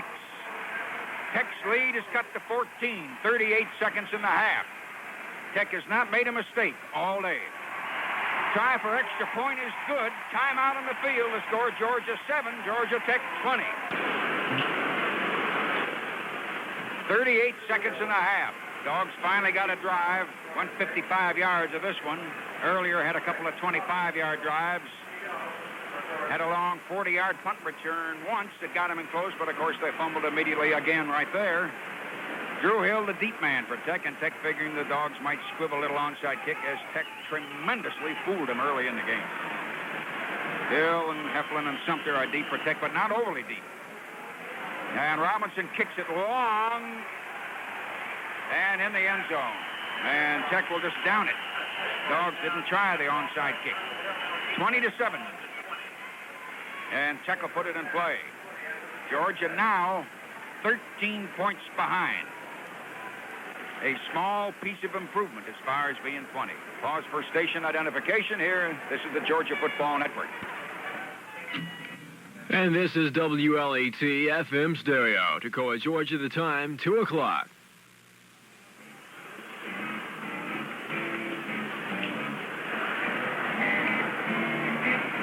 All right, Tech driving back down toward the bridge in the closing seconds of the half on their own 20. Dogs defense flopped around a little. They're in a 4-4, and the quarterback, Kelly, gave it to Lee. Broke out over the right tackle and kept his legs going all the way out to the 34-5. Rodney Lee got 15 big yards at left tackle, and Pat McShay finally from behind grabbing him. Closing seconds of the half. He burst at that same spot where they have really been working on the Dogs, which is the left defensive side of the Georgia line if you were standing behind it as a linebacker. Tech got a first down just shy of the 35. Gain was about 14.5. Seconds running out in the half. Georgia Tech leading 20-7. They haven't coughed it up, haven't made a mistake yet. Dogs haven't made this many turnovers. You'd want to stack 3 games put together. No one ball game, they got close, but it took 4 quarters. Kelly on a keeper, swinging wide, 6, 7, 8, 9, 10 yards. He got over the 45, the 47. And Kelly got him a dozen big yards on a keeper outside and coming down the field. And the half ends. Tech would have had a first down on the 47. That's the end of the half. Georgia Tech leading by 13, 20-7. Happy Howard will have a long halftime for you in 1 minute. Happy Howard back at Sanford Stadium here at halftime. Our score is 27 as the Georgia Bulldogs here came out fumbling and 4 fumbles and 1 interception, and really had every drive stymied because of one miscalculation. But We got a late touchdown there thanks to Ballou and the offensive line, and we're right back into it now, 27. We're talking to Charlie Trippi, one of the all-time greats of Georgia, went on to play for the St. Louis Cardinals football team. And, you know, when you're down at halftime in your own ballpark, 27, 13-point differential, Charlie, what do you tell your ball players? Well, of course, you try to tell your ball club you still have a chance to win. Of course, you know the odds are greater when you're down by 13 points, but still you have a chance. The thing Georgia has to do, they got to come out and contain Georgia Tech and try to score first. And I think if Georgia can score first and put that added pressure on Georgia Tech, and then we feel like we're in the ball game, then anything could happen. A little break here or there could change the complexion of the football game. Well, Ballou seems to have the momentum. He seems to have, when he inserted Matt Simon in there along with Stewart and Ballou, the ball club, all of a sudden, the second unit really caught fire, and all of a sudden the enthusiasm was very much prevalent. Well, Ballou has the hot hand. Now, whether they're going to start with him the second half, I don't know. But if I was a coach, I think I'd keep going with him because he shows some signs of movement in there, and that's what you got to have in offensive football. You got to have the team to move. Now, Georgia Tech completely dominated this football game up until the last 4 minutes of the game. So now that we got the momentum going in at the half, we need to regain it here early in the third quarter. Charlie, I want to thank you for dropping by, and I want to again say, like I did last year, you still retain that physical specimen, and it must be a difficult job. I know you work out regularly.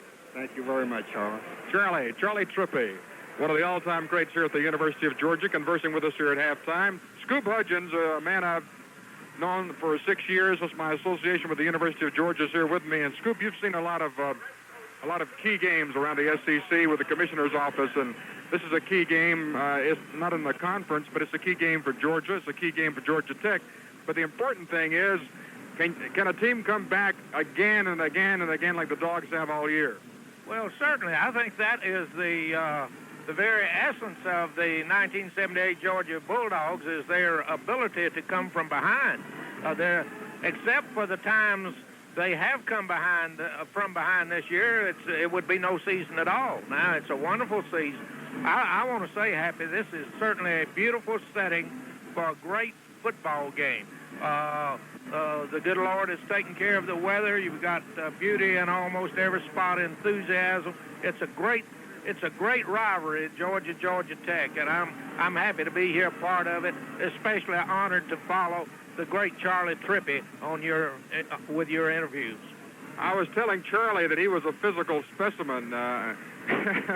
I tell you, it's amazing how good he looks, really. Oh, absolutely. Was a great athlete and still looks like a great athlete and a great person, and so good of him to stay, to move his residence to Athens and just stay here and live his entire life right here where he played such great football. Scoop Hudgens of the commissioner's office here. They've got to really get our act together offensively and get set for what should be most interesting and exciting second half.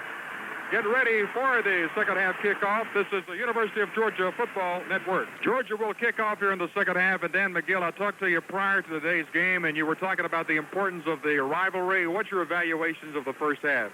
Well, of course, Georgia Tech played a great first half, and we almost fumbled it away. I've never seen us fumble so much. But it's possible to win this game. I remember in 1959, we led Georgia Tech 21-0 at the halftime, Tarkenton's Orange Bowl championship team.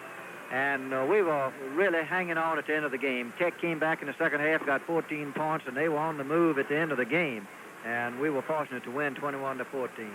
And it remains to be seen whether Tech is going to play conservatively in the second half, which we did back in 1949 or 59, or whether or not they're going to try to get some more points on the scoreboard. I really believe they'll probably try to get some, try hard and probably do both running and throwing. Thank you, Dan McGill, giving us some unique insight on his evaluations of the first half. And what a half it's been. Tech out in front 20-zip, and Georgia got back into it on a plunge by a guy named McClendon, and an extra point by Rex Robinson is 27. Now with the second half play-by-play story as Georgia will kick off. Here's Larry Munson. All right, Robinson kicks off for Georgia. Ball is going to hit right on the sideline and kick out of bounds, and we'll have a penalty on it right off the bat. Now, is that going to be an omen of what's going to go on? Tech leading 20-7, and let's check the possible penalty also down where the ball went out of bounds. When the ball bounced out of bounds on the 7 or 8 yard line, then we had a flag hit flying, by the way, a moment or so later. So let's take a look at that. The officials now are talking. And Georgia Tech's tremendous receiver, Drew Hill, is standing there with them. 3 officials now talking. What do you got, Lauren? Larry, it looks like we got a clip. Mike Kevin was yelling at the officials, clip on the play. So there are 2 flags, one for the ball going out of bounds, but there's another flag, and it looks like it might be a clip. I can't tell for sure. The officials are having a discussion on what the placement of the ball will be, depending on the decision of the team that's got the choice. It is a clip. I can hear the official talking to Coach Russell now. It is a clip on Tech, number 10. In the first half, by the way, Tech had 190 yards. Net rushing had 17 passing. Dogs had 72 rushing, had 45 passing. Eddie Lee Ivory had 119 yards in that first half. George, you're going to kick off again. Now, you had a 5-yard penalty on the play. You had a 15-yard penalty on the play. Somebody tells me Boston College is 3-0 on the half over Holy Cross. The penalties have offset and wiped each other out. So nobody got hurt with the penalties, and the Dogs, in fact, will kick off in the very same place, and we wasted a lot of time. Drew Hill is deep for Tech, and he's only standing on the 6, and doesn't figure the Dogs are going to kick it any farther than that. Georgia's fumbled 2 kickoff returns today, among other things. Long kickoff. It is going to flare a little. The kicker's right, taking a yard in the end zone by Hill. He's going to run it out to the 5 and the 10. Got hit by one man around the 14 and went out to about the 17. Martin on the kick covering team hit him first. And then McShay, the second man that hit him, and Tech will put it in play. They put it back on about the 16 and a half. Now, Georgia Tech, 13-point lead, 20-7. All that yardage in the first half. Everything going right for them, and one brilliantly planned onside kick maneuver that worked. Scott Simons, offensive center, over the ball. Tech down on her own, close to the 17-yard line, and Kelly hands it to Eddie Lee Ivory, who comes in at the guard and drives up about 3-4 yards close to the 20. Danny Rogers, the middle linebacker, the first dog that hit him. Gain was 3. Ricky McBride, the linebacker on the right side, hit him, give him 3, second down and 7. Early moments, second half, 20-7, Georgia Tech leading. Dogs finally had one long drive right near the end of the half. Georgia Tech one little flanker right side, one split, about 6 yards left. They pitch it to Eddie Lee Ivory with a big lot of blocking. He's coming out across the 20 to maybe the 25 where they knocked him down. Eddie Lee Ivory sweeping wide. It looks like he got about 5. They haven't put it down yet. Danny Rogers, middle linebacker, was the man that hit him first. Gain on the play was, let's give him 4. Ball is closer to the 24. It's third down and a short 3 for Tech. In the stadium starting to roar. They want the dog defense to force him to kick. Georgia wants the ball. Tech's got 2 tight ends in. They got a power eye. Dogs in the wide tackle 6. They go to Eddie Lee Ivory, and he drives in for the first down. He hit that right guard, right tackle so fast, fumbled long after the whistle, that he just slanted in there and got 5, 6 big yards and a first down. Let's see where they mark it. From the 24, he got 6 yards out to the 30. Dennis and Rogers, the linebacker, trying to hang on to him. Tech is really blocking up on that line, and especially a little bit on that one side, and they worked on that pretty good that way in that first half. 20-7, Tech leading, and they have just punched one out on a first down. They've moved it out about 14 yards to the 30 already. Tech's got Hill split out. Bucky Schamberger with him in a slot now off to the left side. Kelly, the quarterback, looking at the Dogs 5-3. Kelly going to throw it out on the flat to Hill. Hill caught it behind the line and got a block to the 35, the 40, but his knee was on the ground back where he caught it. Back behind the line. His knee touched the ground. They dumped it out on the flat and picked up about 15 yards on it, but his knee on the ground, so the pass completion lost actually a couple of yards. And it'll be 2nd and 12. Pause 10 seconds for station identification here. This is the Georgia Football Network. And you're listening to WLAT FM Stereo in Nicoa, Georgia. The time, 27 minutes after 2 o'clock.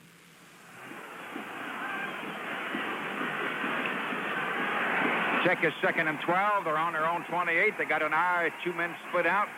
Dogs jump around a little, drop back into a 4-3. Kelly, the Tech quarterback, passing in the right flat to Ivory, complete in the 31. One man grabbed him and yanked him down about the 34. Due to Eddie Lee Ivory, that tremendous running back over there, and picked up 6 yards on that play over to the right side.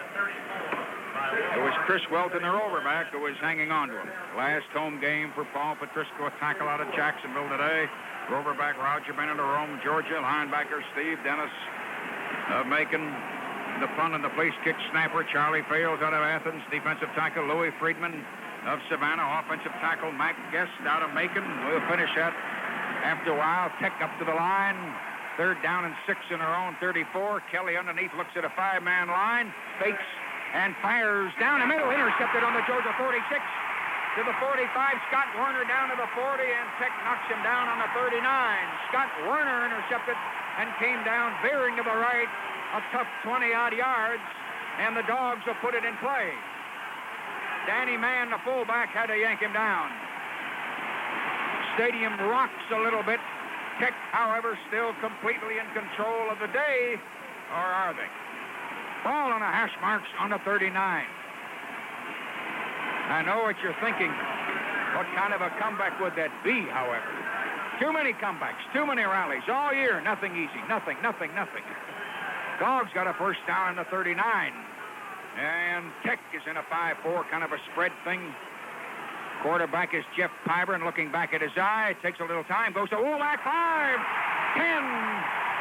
He went to about the 29, 28 and a half. Henry Johnson grabbed him. Sudden little trap.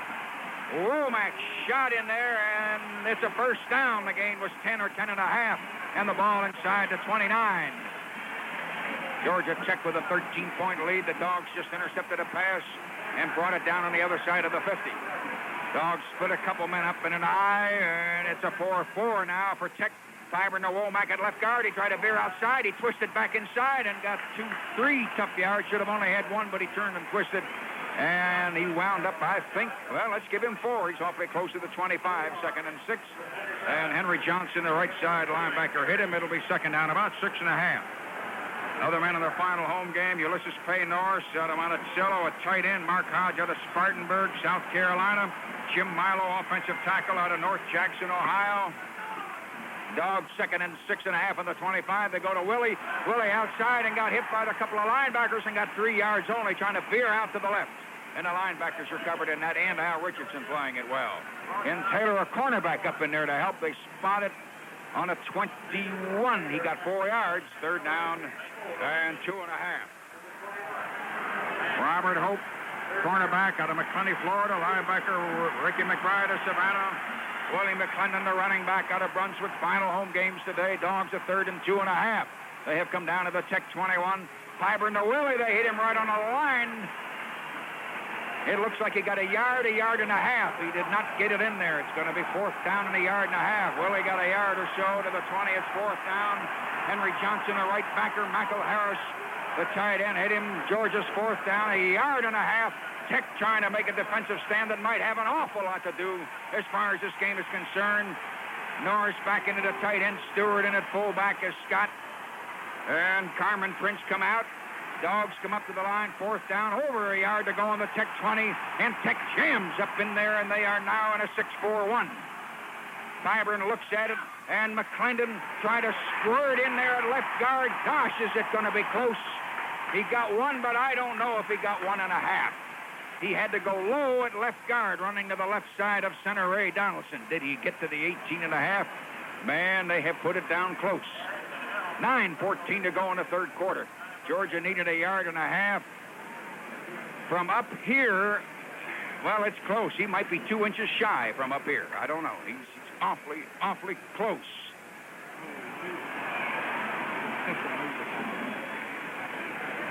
Official dropped the chain, too? Yes. They dropped the chain coming out. Or did the chain break? The chain broke off the pole now. Get ready for possibly a lot of writing in the newspapers tomorrow. The chain broke coming out for the measurement.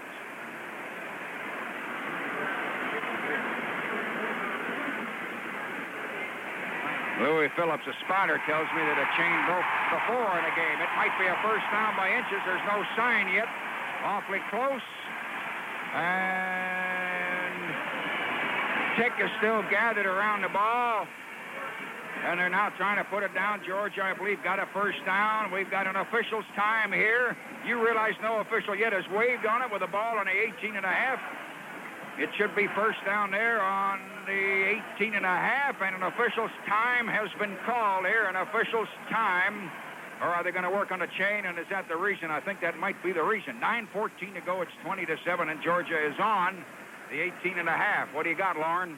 Well, Larry, I was going to say that the officials, Jim Hartley, tried to signal, but he was surrounded by Georgia players who were signaling for him. So I think that's the reason you couldn't see a signal from up there. But the chain did break, and he made the first down, Larry, just by a fraction. It wasn't much. I couldn't see through all of the mass of people whether or not he had it by the length, half the length of the ball. But I think he just had it by the front quarter of the ball. So it was a very tough play and a big play by Georgia's Willie McClendon. Well, it has been such a wild, unbelievable year. You just can't believe we're going to have another one of those things. I don't know. Official official spotter Louis Phillips said that when the chain broke, one of the officials also accidentally may have moved the ball with his foot or with the bottom of the stick as the chain broke.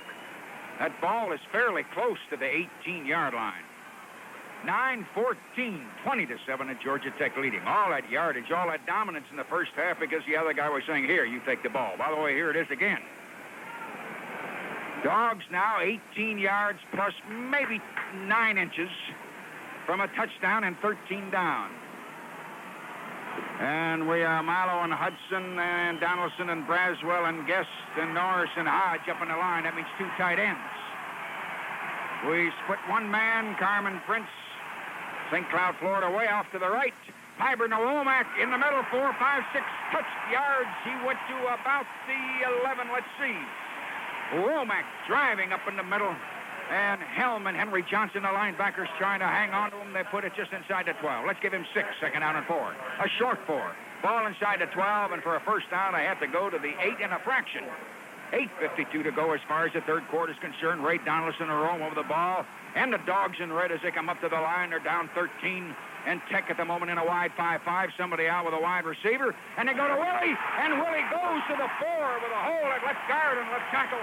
And Willie McClendon got 7 or 8 big yards. And Al Richardson, that tremendous defensive end for Tech, hit him on the side. Bring it back to the 5 and give him 7. He's just inside. Georgia's goal to go there on the Tech 4 3/4 yard line if there is such a thing. And you got 8:30 to go here. Third quarter, 20-7, Georgia Tech leading. Pyburn brings him up on that power eye, and Tech stacks it in there with a 7-4. Cornerback standing up outside the left end. They move a couple of backers around. Power eye off to the right side, and Willie goes around to the left and lunged low outside that defensive side and got 2.5 yards, I think. Ken Taylor, the cornerback, hit him.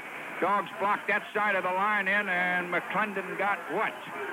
Exactly. Well, let's just give him 2. He's inside the 3-yard line. He almost got 2.5 at second down. It's tough on Happy Howard keeping yardage because I got a lot of halves and quarters and fractions in here today. But then this has been that kind of year. Surely not today. Not today. Pyburn up to the line with a power eye. And Tech stands up in there.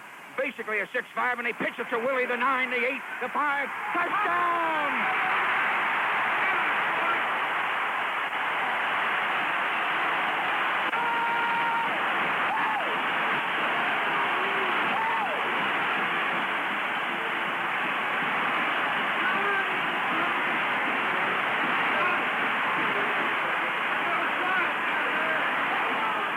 To 13, 7:38 to go in the third quarter. And old Sanford Stadium moved just a little bit. The kick is up. The kick is good. timeout on the field, and the score, Georgia 14, Georgia Tech 20. Now what's going to happen?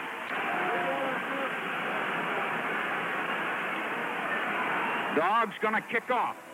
Gary Kirk, radio station WRFC in Athens, who's got a ton of money on Alabama today, is crushed back here because the Tide just took it all the way down the field and did not score. And Auburn's got the ball. Just thought you might want to know. 7:38, 20-14. Dogs have come back to within 6. Anything happens here. Now, you already saw that as the whole black tumbling world of despair hit Georgia in the head by only a few 100 billion tons of it, and especially in the first 12 and a half minutes. Now make that 17 and a half. Now what goes? Third quarter. Anybody breaks anything and goes. Dogs getting ready to kick off. Tech wondering if Georgia's going to try to fool them, as Tech really fooled the Dogs early on that onside kick. 7:38. Time for a little history and dramatics and Hollywood stuff, but oh gosh, when do we have a normal ball game? Is the bowl game going to be normal, I wonder? Florida 14, Miami nothing. Look at them fight to make, the powers to be look so bad at Florida. Dickey out in front, 14-0. Dog fans start to stand up. Dogs are going to kick off. The kick, flat, sailing ball, bouncing, taken on a bounce by Heflin on the 10 for Tech, and he really got wrapped on about the 21. Kenny Martin on a kick covering team hit him. That ball hit flat and bouncing. Martin took it near this sideline and tried to come up this side, only 7-8 feet inside, and really got hit. Let's see where they put it down. That's Tim Martin out of Atlanta who hit him. Ball on the 22. Tim, I'm sorry I called you Kenny for a minute. All right, Georgia Tech on their own 22. Dogs fired up and jumping. But that's a very, very small defensive line that they lay up in the front, as everybody found out this year when they looked at us. Dogs are in a 5-2. Tech goes high, and they go to Eddie Lee at the tackle, and he drives out. Look at him carry 3 people to the 30. Eddie Lee got 7.5 right there at the tackle. Roberts hanging on to him. Gordon Terry, a defensive end, got 8 because he's over the 30, second down and a couple. Eddie Lee just driving at the same place. They're running on the same side almost all day. They started there awfully heavy in the second quarter. Tech really working on that one side of the Georgia line. 7:03 to go in the third quarter, 20-14. Dogs have really fought back. Tech already trying to move it again. With an eye, they go to Ivory. He slipped coming in the hole, but I think he fell forward close to it. Let's see where his knee hit the ground. Officials got him up, I think, close to the 33, which could be a first down. I don't know. Mark Miller, a linebacker. Robert Goodwin, an end, hit him. And the officials may measure it here. Let's see. They're going out and take a look at it. Measurement coming with the ball very close to the 33, and from up here I thought he had it by maybe a half a foot, but I don't know. Tech's got a first down.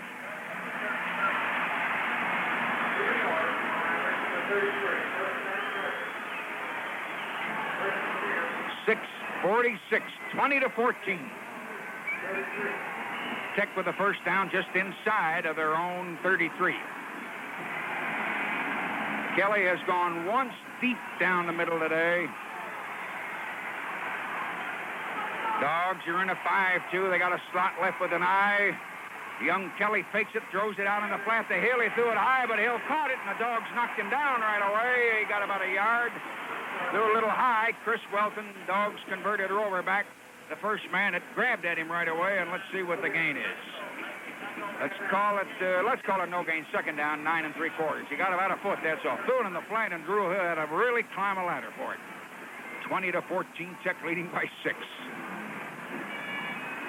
Lee out, Danny Mann in at fullback for Georgia Tech. Schamberger splits wide to the right. Drew Hill, their leading receiver, off to the left. By the way, Eddie Lee Ivory's caught a lot of passes. The shortstop, I think he leads the club with it. Kelly out looking to the right.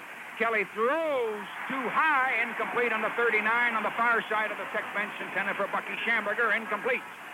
5:46 to go in the third quarter. Georgia 14, Georgia Tech 20. And the ball comes back to the 33, and it's third down, 9.5. That was Scott Warner covering.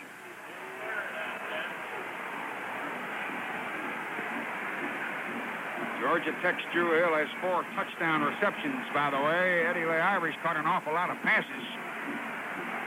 This time, Hill and Schamberger go out on the same side and slot wide to the right about 15 yards. Dogs are in a 4-5. Third down and 10. They go to Eddie Lee Ivory. He goes into the line, and they jam him up on the 37. The gain was 4. Somebody blitzing in. The linebacker, Danny Rogers, missed him about a yard or so behind the line. Paul Patrisco, the tackle. Ricky McBride, the linebacker, grabbed him up on the 37. The gain was 4, 4th and 6. And Tech's got to give the ball up, and the stadium rocks a little bit with that. 5:22 to go now. Scott Warner is the deep man, and the Dogs decide to put 7 men on the line. Now only 6, now only 5, trying to set up a return. And Ted Peebles kicks it very well. Warner on the 28, ran by one, ran by another, 50, 45, 40, 35, 30. Scott Warner, Warner, Warner, Warner, Warner, Warner.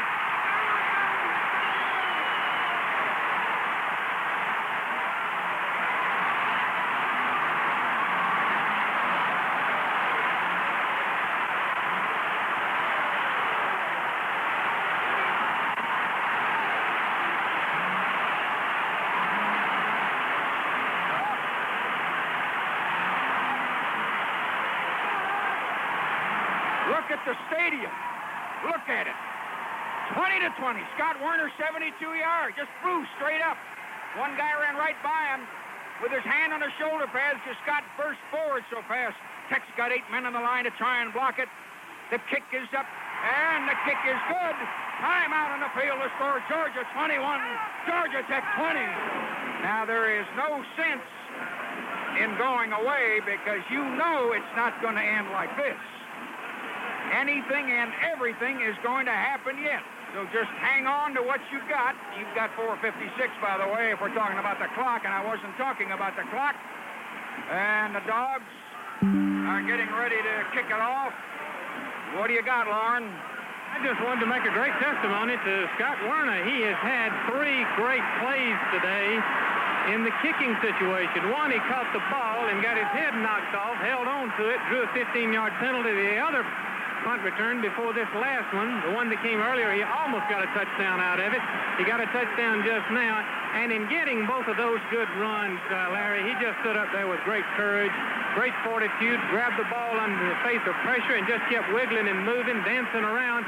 And by all rights, he should have been tackled on both returns. But the play really that might have been so great was the time when he got his bell rung and held on to the ball. Tech could have gotten the ball that time. In addition to those 3 things, he's had an interception. He is really playing a great ball game. Alabama just threw a long pass on Auburn, and they lead 7-0. And Robinson kicks long. Kick Drew Hill a yard and a half in the end zone to the 5 to the 10. He came out behind the end zone. Drew Hill flying down the side. There he goes, the 30, the 35, the 40, the 50. And Drew Hill's going to go all the way for Georgia Tech.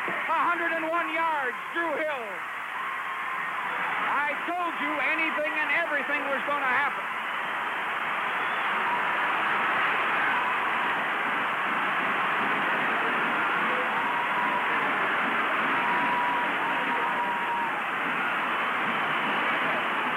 Drew Hill of Georgia Tech came flying down that far side. You talk about a guy run right down the far side, a little better than 101 yards. And Tech takes the lead back at 26-21. 4:42. Now you got a 5-point play. Tech could possibly take a look at a 2-pointer to try to get back out in front by 7. They've led all day except for a couple of seconds. Well, however, what did he run that thing in? Would you say 3 seconds? Man, did Drew Hill come flying. All of a sudden, Georgia's tremendous Scott Warner return is picked up and laid over in the sidelines, and Drew Hill comes back and runs 101. So you swap a couple of long Hollywood kind of tight running things. 26-21 with 4:42, and the state roars on. Kelly going to go for 2. Throws it complete. Tech had a man well covered, but he got up in there. Moore, a tight end with a couple of red jerseys. Timeout on the field to score. Tech 28, Georgia 21. They tell me that's a Georgia Tech kickoff record. They'll only credit him with 100. He ran 101. In fact, he may have gone 101 plus a foot. Now, Tech's Spesalou kicks off with 4:42 to go in the third quarter. Tech's taking the lead back. Well, we had it about 11 seconds or so. Here's a kick, one of those flat, funny, bouncing, spinning balls, and it got by Lindsey Scott and rolls in the end zone and rolls on through. And the Dogs are bringing out and line it up on the 20. 4:42. Tech leads by 7. Georgia led 1 point for a fraction, and I mean about 1/1000th of the game. Just zip, here came Drew Hills. Now you've swapped a 72-yard run and a 101-yard run, and you're 28-21, 4:42.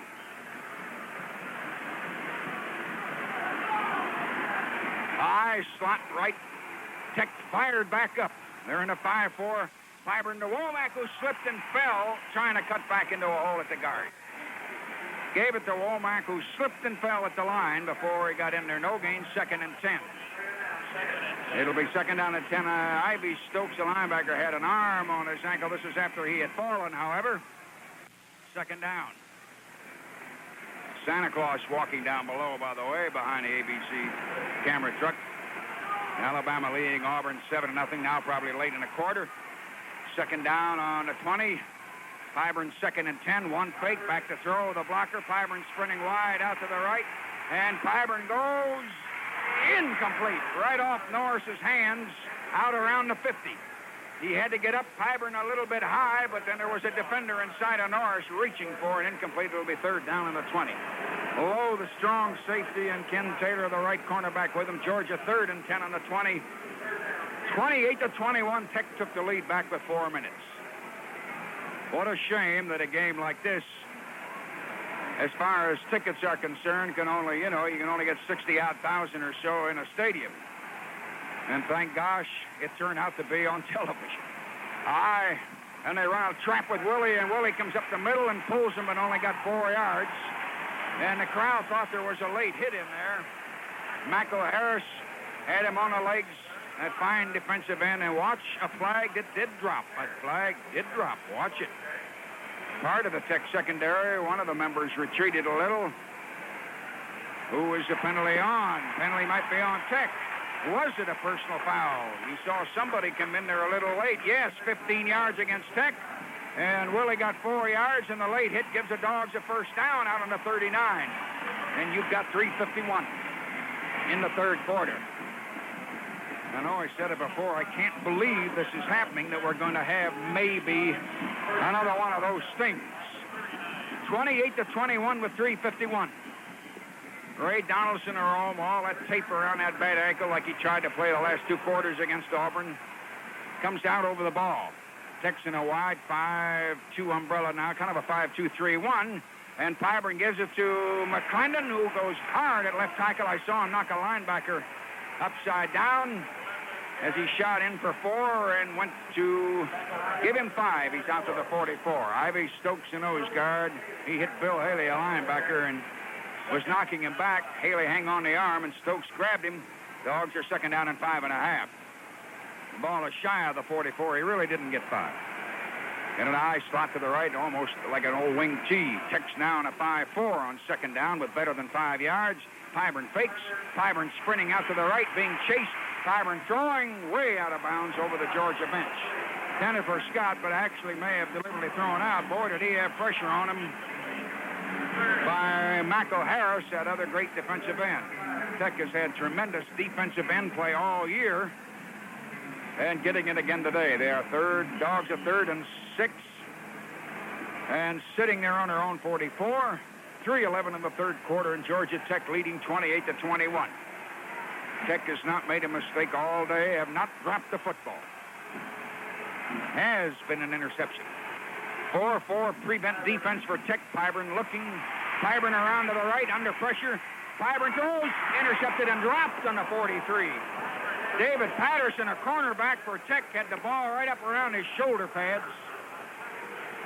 Pyburn got under heavy pressure, sprinting out to the right, and a Tech cornerback had it right in his hands a half a second and dropped it out around the 44, 45 or so. 4th down, Dogs have to kick, and Mike Garrett in. 3:02 in the third quarter, 28-21. Tech decides to load the line up, but they only rush 7, and Garrett kicks long spiral Fair catch called for, and Tech takes it on the 21. Gary Hardy caught it there. 35-yard high twisting kick, and Tech will put it in play there, getting a little bit late here in this third quarter. Final broadcast of the year with our spotters Dick Payne and Louis Phillips, our engineer Andy Mullenix, Happy Howard and I, our producer Hugh Christian, and part of the RFC crew checking scores and taping highlights as they do all the time at home. Tech now splits Drew Hill out, who ran 101 yards a few minutes ago, thank you, and gave the lead right back over to Atlanta. Dogs jump back into 4-4, and they go to Rodney Lee, and he went in at right guard and right tackle, and I think he got close to 3. He got to the 25. Let's see what they'll give him. Let's give him 3, 2nd and 7. Tim Parks tackles Steve Dennis, the linebacker. 2nd down, about 7 to go. Got about 3.5. They started on the 21.5. Football is shy of the 25, 2:31. Drew Hill splits out to one side. They're in an eye.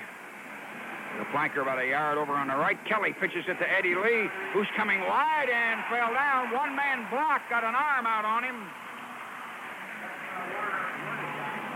Scott Werner, the man that got him. It may have been Parks, the tackle, coming up in there, who tried to reach for the ankle. Boston College 10, Holy Cross 9 at the half. Eddie Lee Ivory lost a couple of yards back to the 23. It's now 3rd down and about 8.5 for Tech. I'm not helping Happy at all on this yardage. Got a minute 52 here in the third quarter. 28-21. Tech got a wide slot to the left side. Dogs in a 5-2, and out looking at the wide receivers. Kelly back to throw. Kelly goes on the right side, and a lying down catch complete out on the 36 or 7 and a first down, I believe. No, yes, first down. Moore, the tight end, who caught the 2-point play a little bit ago. Pass play was 13. He was sliding and lying on his back, and it's complete. Tech's got a big first down in the 36. You've got 87 seconds now as far as the third quarter is concerned. Tech moving again. Man, they got a lot of yardage today. Dogs are in a 5-2, and they hand to Eddie Lee Ivory. He's coming out around the left, the 39, the 40, the 45. Knocked the man over and got 5-6 more and got to the Georgia 48.5. Eddie Lee Ivory came flying out there and got 14, 15 big yards. Chris Welton, their overback. Hope and Warner, cornerbacks. Eddie Lee Ivory is down and not up yet. He's slow trying to come up. He's sitting down at the moment. And we will have an official's timeout right here. Eddie Lee Ivory very slowly is going to come up. It might be a knee this time, and man, I hope not. All right, Tech's got a first down. Eddie Lee Ivory helped to the sideline. The ball on the 49. Rodney Lee, the fullback, driving straight ahead, and finally the Dogs drive him back, but he got 4 yards first. Rodney Lee straight ahead. Chris Welton, their overback. McBride, a linebacker. Gordon, Terry, and Anhall hanging on to him. Hope, the cornerback, coming up later. And they mark him dead on... No, they give him the 4. It's 2nd down and 6 or 6.5. The ball is on the 45, and the series of downs started just inside the 49. Closing seconds of the third quarter. Tech driving toward the bridge. 28-21. Tech out in front by 7, and they shift and go to a slot. Dogs jump around, and they come around to Rodney Lee, who goes at the right tackle, and the defense jams him on the 41, but he got about 4 more yards. Hit that time by Goodwin, the left end, and Welton, their overback. Pause 10 seconds here for station identification. This is the Georgia Football Network. And you're listening to WLAT FM Stereo in Tacoma, Georgia. The time, 3 o'clock.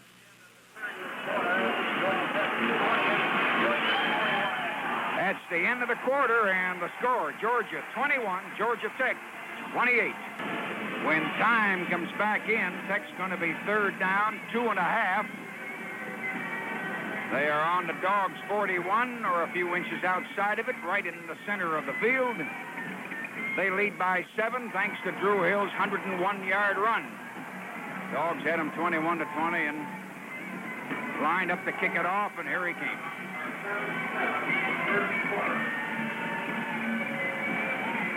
3rd down, 2.5. Louis Friedman out of Savannah.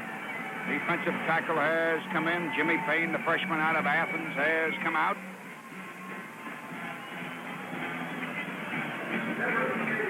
Tech, 7-point lead.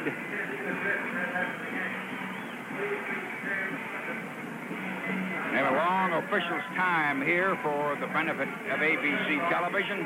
Happy mentioned to you a moment ago that Tech already had 238 yards rushing, and I guess at the moment then they're sitting about 245 with the last couple of cracks at it. Eddie Lee Ivory was helped to the sideline now, a minute or two back, a couple minutes, and I'm looking over there and trying to see if I can find him. They are now Darris Davis, who played well in the junior varsity charity game, at the running back, and Danny Mann at the full, and the Dogs come up and they give it to Davis, and the defense swarmed him as he tried to go to the left guard or left tackle. Somebody blitzed in the middle, and that side of the line was standing up, and he only got a yard. Steve Dennison making a linebacker. Eddie Weaver out of Florida. Louis Friedman out of Savannah, the tackle. Gain was a yard. It's fourth down, a yard and a half, and Tech just outside of Georgia 40 got Ted Peoples in the kick to try and kick the Dogs into a hole or into a mistake. High snap, but he caught it, and the kick is a long, high, great spiral, and caught around the 10 or the 11-yard line, and Georgia's going to be in very deep, bad, tough position down there on their own 11.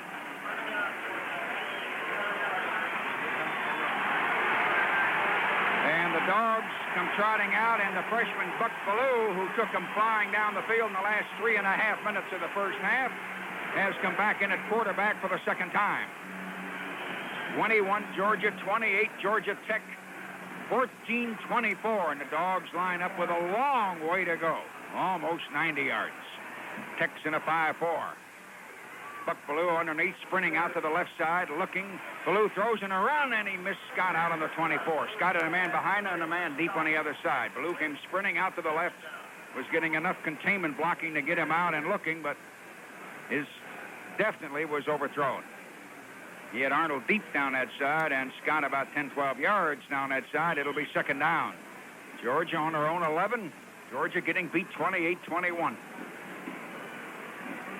All those turnovers and the funny happening to hit the Dogs in the face like a 2x4 in the first two quarters. Almost unbelievable. Handoff coming to Willie. Willie at the tackle, head down and driving, maybe 3 or 4, let's see. Went over at right guard or right tackle. Richardson the end over there again, and Henry Johnson the linebacker. Give him 3, 2nd and 7. Now Richardson out of Miami. Michael Harris out of Americus, Georgia. Really been tremendous defensively at the end for Tech today. Third down, a short 7. Dogs out on their own 15 or just shy of it. Van Ballou, one fake to McClendon, back. Looking, trying to run, needs a block. He's coming out to the 15, fighting up to maybe the 19, not enough. He finally got 5 yards with a little luck and some toughness. Bill Haley, a linebacker, knocked him down. He got 5. It's going to be fourth down and about a yard and a half. Got all. Let's give him 6. He's close to the 20. Dogs couldn't move it, and they've got the kick. Tech hasn't dropped it all day. Have not made a mistake. They load up the line. They don't rush everybody. Garrett kicks it. High, long kick. Fair catch call for Gary Hardy. Fumbled on the 42. Everybody dove. Georgia thinks they've got the ball. I don't know yet. Yeah, Georgia's got the ball. Tech finally dropped the football. Finally dropped the football.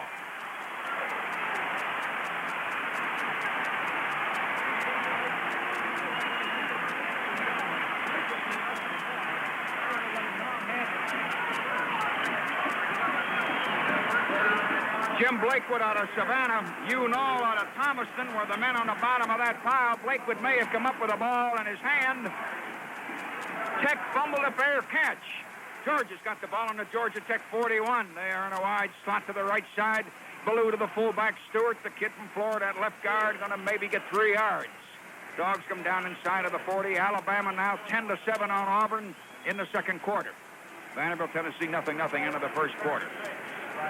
Gain was 4. Stewart got 4, actually. They put him inside of the 37-yard line, and the Dogs are coming up to the line, and they sprint Carmen Prince. They split him to the right, and Lindsey Scott to the left. And Tech's in that 4-4. Backers back about a yard and a half or so on second down and 6. Ballou fakes, goes in the flat to Scott. No blocking. Knocked him down. Isolation, flat pass. They had 2 men down in front of him, about 5 yards, but somebody missed the block, and Michael Harris in hit him And the pass out on the flat picked up a couple of yards. They put it down on the 33. He got 3 yards. He got 4, really. It's 3rd down and 2 yards. A short 2. With the ball in the 33 on a hash marks. The Dogs are knocking on the door. They're 7 down. They got a slot off to the right. And Texan that 5-4. And Buck Ballou goes to Willie. Willie got hit behind the line and tried to twist in and just couldn't do it. I think he got 1, but I don't think he got the short 2 that he needed. They put it down inside the 32-yard line. Mike Hellman, Henry Johnson, the linebackers, jamming up in there with Blanton and Cooksey and Bradley in the middle. He got 1.5 yards. Chris Welton, their overback, recovered the fumble. Lawrence says the ball inside the 32, and the Dogs have got to go to just shy of the 31 for a first down. You think this isn't a big play? 11:44 to go. Georgia 21, Georgia Tech 28. Officials wait till they get the chain set down. Here you are, 4th and a foot. And Tech is shoulder to shoulder, a tight 6'4", and I mean a tight 6'4". And Buck Ballou goes to Willie, who dove upside down. Where did they stop him? The official may say no gain at all. And Tech has got the ball. So when Tech finally fumbled, it did not hurt them. They get the ball back. They are on the 32. The gain was 1 inch, and they needed maybe 10 or 11. Tech's got into the 32. They have now committed that one big turnover, but they survived it. 11:29.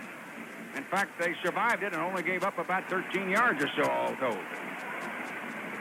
Georgia Tech going to line it up there. Dogs could not get that first down. Willie tried to jump over like that goal line hurdle, and they were up and meeting it, packed in there. They're in an eye. Kelly underneath, 1 man wide, 1 short. Dogs in a 5-2. Kelly fakes. He's out to throw. Dumps it over the middle, and Moore caught it high up on the 50 and fell on the Georgia 49. Harry Moore had to really get up. Get out of Decatur. And Tech's coming back down the field. They have dropped the punt, but it didn't hurt them. They survived it with a stand when they had to have it. Dogs in a 4-4. Tech's got a first down on the Georgia 49. And they go to Rodney Lee at the tackle, and the defense grabs him and jams him up there as he tried to veer outside the tackle to the right and get 1 yard or so.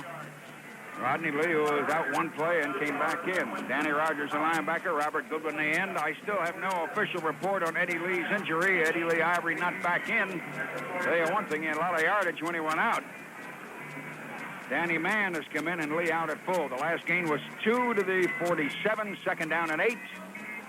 10.5 minutes, less than that now, 28-21 for Tech. Wide slot to the left side. Dogs 5-3, 5-4. Defense coming up. Kelly wants a throw coming out, and he dumped it out and missed the man on the 30. Dogs had a blitz. Collins in, really knocked him down 8-9 yards behind the line, but he got it off. Pat Collins really came flying and blitzing. And it'll be 2nd down and 8. 10-11.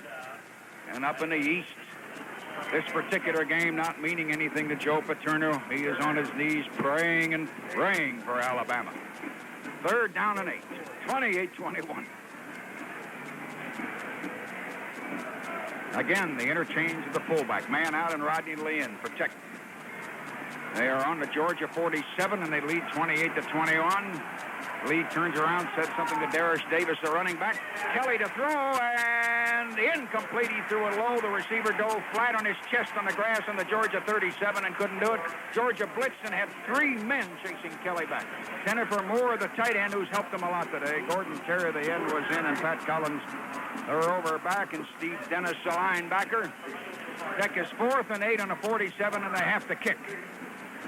10:06. I wonder if Peoples will deliberately kick it away from Warner or just try to kick it real high for coverage. And the kick is kind of low end over end, and Scott Warner made a running catch on his shoes and lunging forward off balance fell on the 24. Wow, that ball was sinking, and he barely could hang on, falling down after a 27-yard kick. And the Dogs are going to line it up. Let's call it the 23-yard line. Where are they going to put it? Let's call it the 24. 9:57 to go. 76.5 yards to go. 28-21 Tech. What a year, 78.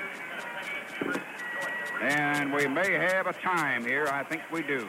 Timeout on the field. The score, Georgia 21, Georgia Tech 28. Last year's winter seems like yesterday, and here we are getting ready for another. Time to get your car conditioned with Peak Antifreeze and Coolant. There's no better protection for your car's engine than Peak. And Peak's special formula fights harmful rust and corrosion, too. Give your engine a fresh fill of Peak Antifreeze and Coolant.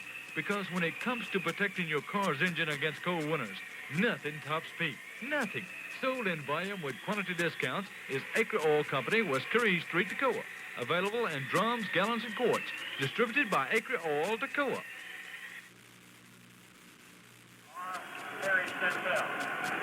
How about the yardage, Happy? With the clock ticking away, 9:57 left to go in the fourth and final period.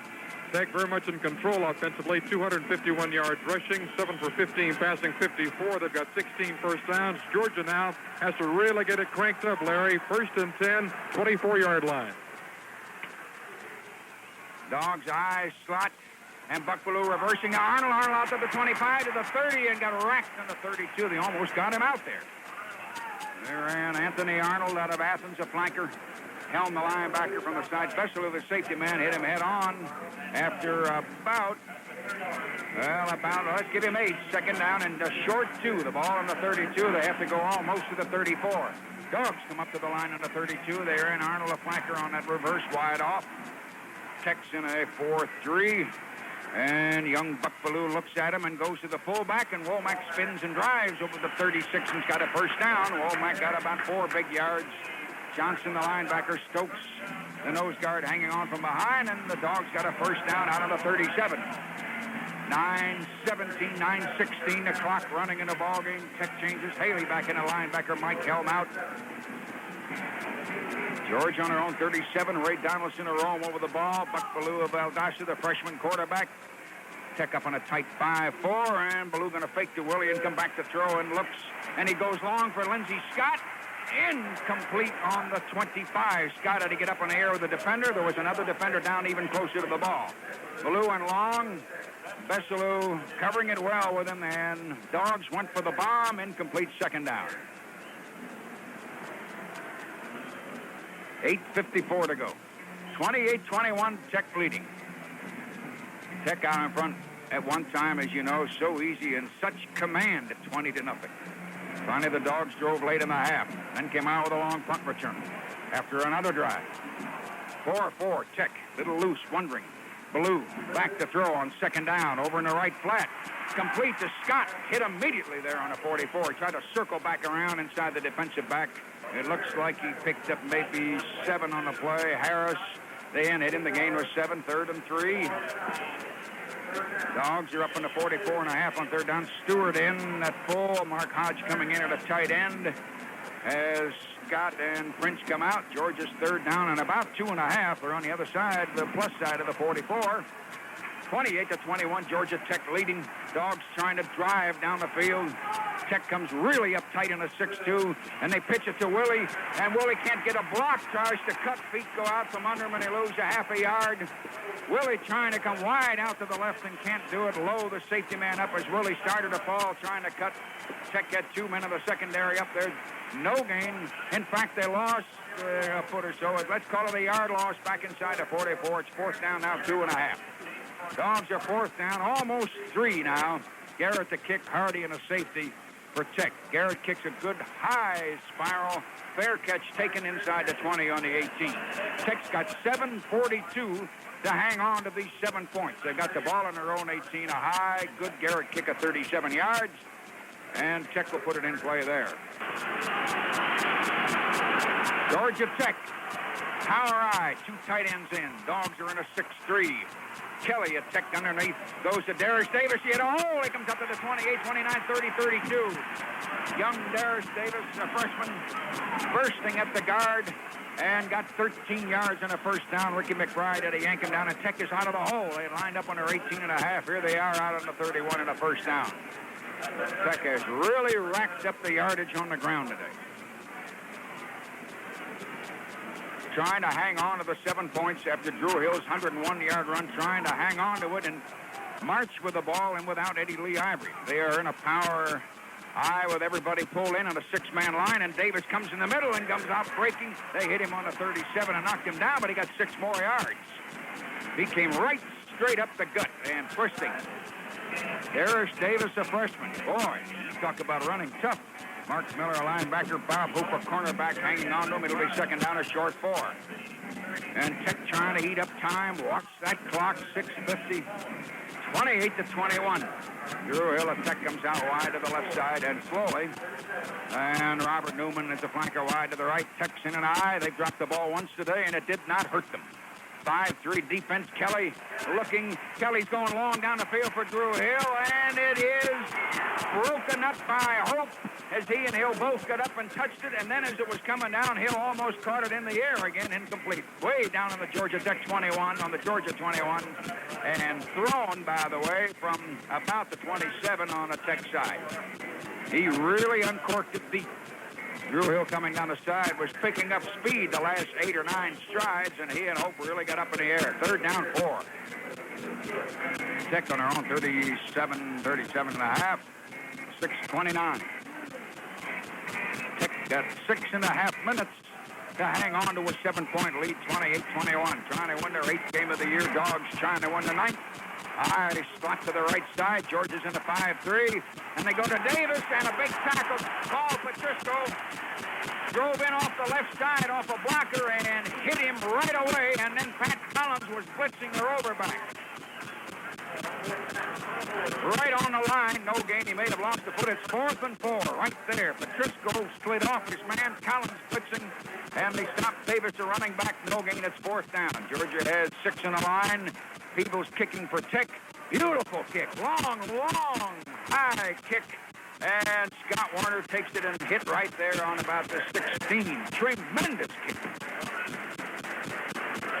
33, 43, 47 yards. Really when Tech wanted it. He hung it up a couple of blocks in the air. Scott taking it 2 men on him, just wrapping right around him there on a 16. Georgia's 84 yards away from it and only 5:52. I know you are remembering all the late heroic drives, almost game after game this year, but we may have an official's time here. I think so. Time out on the field. This time will be back in 60 seconds, and the score, Georgia 21 and Tech 28. Wallace Whiten of Medical Center Pharmacy has this announcement. In the next few weeks, the Convalescent AIDS Division will be moving just one door over to the former Harding Fuller Insurance Building, Savannah Street. This move will mean much easier accessibility and greater space to display the growing number of items needed. Wallace Whiten deeply appreciates the increased business which makes this expansion necessary and possible.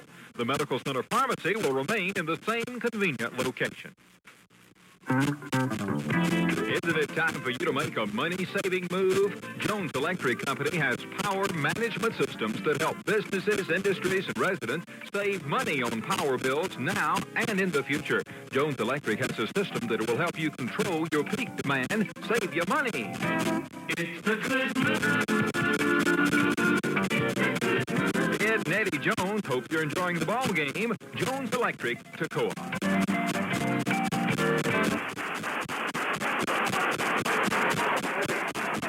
Georgia just pitched back to Matt Simon, the reserve running back, who threw him to Mark Hodge, the tight end, stumbling, falling backward out on his 30. Dropped the ball as he was hitting the ground, incomplete. Dogs lined up in the 16, and Ballou pitched it back to another freshman, and Simon threw a running halfback pass. Hodge had to get up in the air for it and dropped it coming back down, and Tech was all over it. And it's 2nd and 10 on the 16th. 5:44 to go. Tech in control of the clock and the scoreboard. They lead 28-21. And Blue fakes. He's back to throw and looks. Goes over here to Scott, who caught it on his knees. Complete on the 24. It's not enough for a first down. And you're 5:34, 5:33. I can't believe this. We're looking at the clock again. Ball on the 24, and that gain was 8. It's 3rd down and 2. Georgia getting beat in their own backyard. 28-21 of the student body making noise. Auburn leading Alabama 13-10 late in the half. But that doesn't mean anything here. Not here, it does not mean anything. Ray Donaldson over the ball. Scott comes out to the left side. They've changed to put 2 tight ends in. And Ballou sprinting out to the right. Ballou going to try to turn the corner, and then they came up and got him. No first down, and that's Al Richardson, that end over there. But Buffalo sprinting out and one man down on that side, trying to go the kind of the sprint option fake pass thing, and the Dogs wound up with what? Maybe nothing. Leave it nothing on the 24, 4th and 2. 4:42 left here. Georgia, Mike Gamble. 4th down. The football a couple of inches across their own 24. Deep down here in the shadow of their own goalposts, and the shadows are getting long. 28-21. Led for a few precious seconds, 21-20 with a 3-touchdown comeback suddenly, which started late in the second quarter. And Tex drew it on 101 yards. Boy, did he. Dogs are going to gamble, and they need 2. They don't need inches. They need better than 2. It isn't just a jump in the middle for yards. Tex in a tight 5-2, and the cornerbacks are coming up reasonably close. And Buck Ballou fakes and comes out and runs the corner 5-6 yards up to the 30. Buck Ballou coming out to the right side, and he had a man trailing, which he didn't pitch to, and got enough of the block over in a corner. And Buck Ballou got him a first down out on the 30.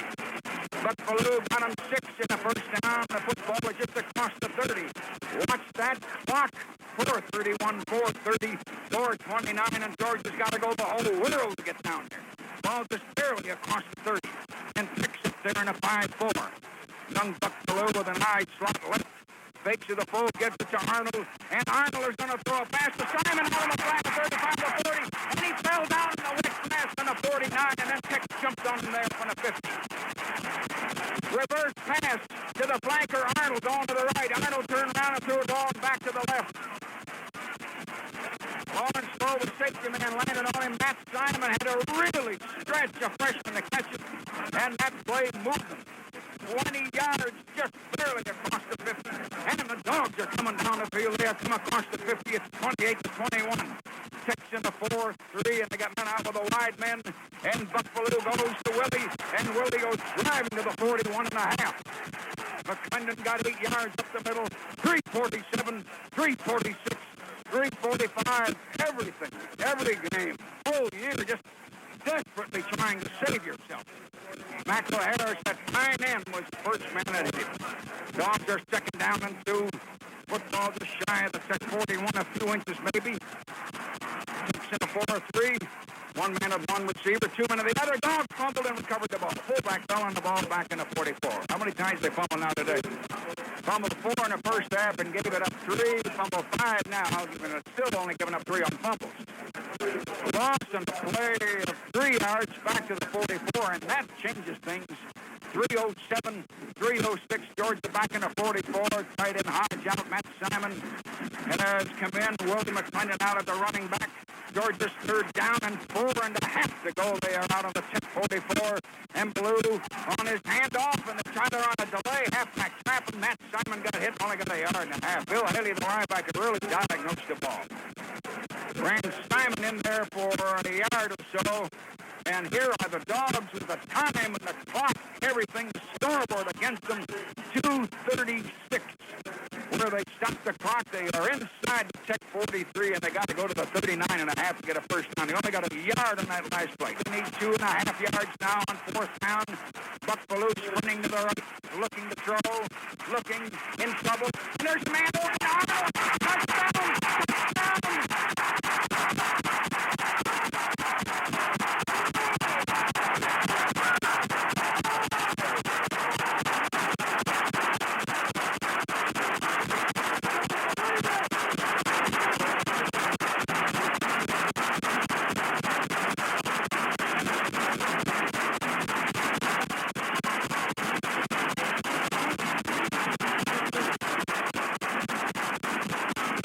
Wide open, 15, 18 yards behind the secondary down the right side as Ballou coming out under pressure defensively, rolling way out to the right. And there was Arnold. He hit Anthony Arnold open. 28-27. Why is everything like this? Dogs call time to talk. They're talking to Buck Ballou, a freshman of Valdosta. 2:24 to go, 28-27. Unbelievable, ungodly war in Athens. There's one club ate the other one alive because the first one is putting it on a buttered piece of toast for a while. And look at it now, back and forth and back and forth. You know, of course, Here it is. You either win 9 or you win 8. You lose 1 or you lose 2. They're going for 2. They're going for 2. Womack and Salmon, running backs. One receiver right. And Tech is in a 4 with a man out with a wide receiver. And young Blue looking. And he throws. No interference. They knocked the receiver down. 3 flags. Tech committed interference. George broke the tight end of the left zone by himself. Blue started right and stopped. And Tech shoved him. Or the Dogs would have had a victory possibly there. So, with the interference penalty, it ain't going to hurt Tech just the yard or so. They just got to do it again. They penalized him only 1 yard. Remember, when Tech finally fumbled, it didn't hurt him. Now they've committed pass interference in the end zone, and it doesn't hurt them to a certain extent. They don't get another shot at 2, but they deliberately did. They would have caught the ball. They had to. Ball on a 1-yard penalty. 3 flags. So on that one, 2 instantly and 1 a second later. A tight end came spinning off to the left, not sprinting, playing Mark Hodge of the Spartanburg, South Carolina. And they knocked him out of there, shoving in. And look at Tech a 6'5", packed close. Dogs need a yard for possible victory. And Blue pitched the ball. Arnold got it. Anthony Arnold, a flag, and he got 2 points. Anthony Arnold, a flanker.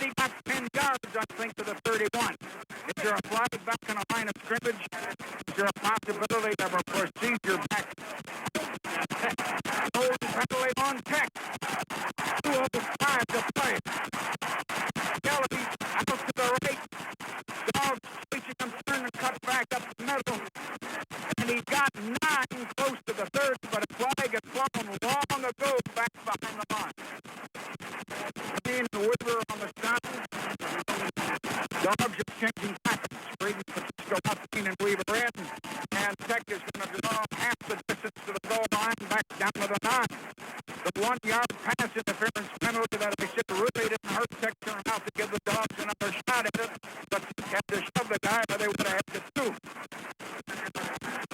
It's a penalty, and they stepped it back to the 9. Tech is now first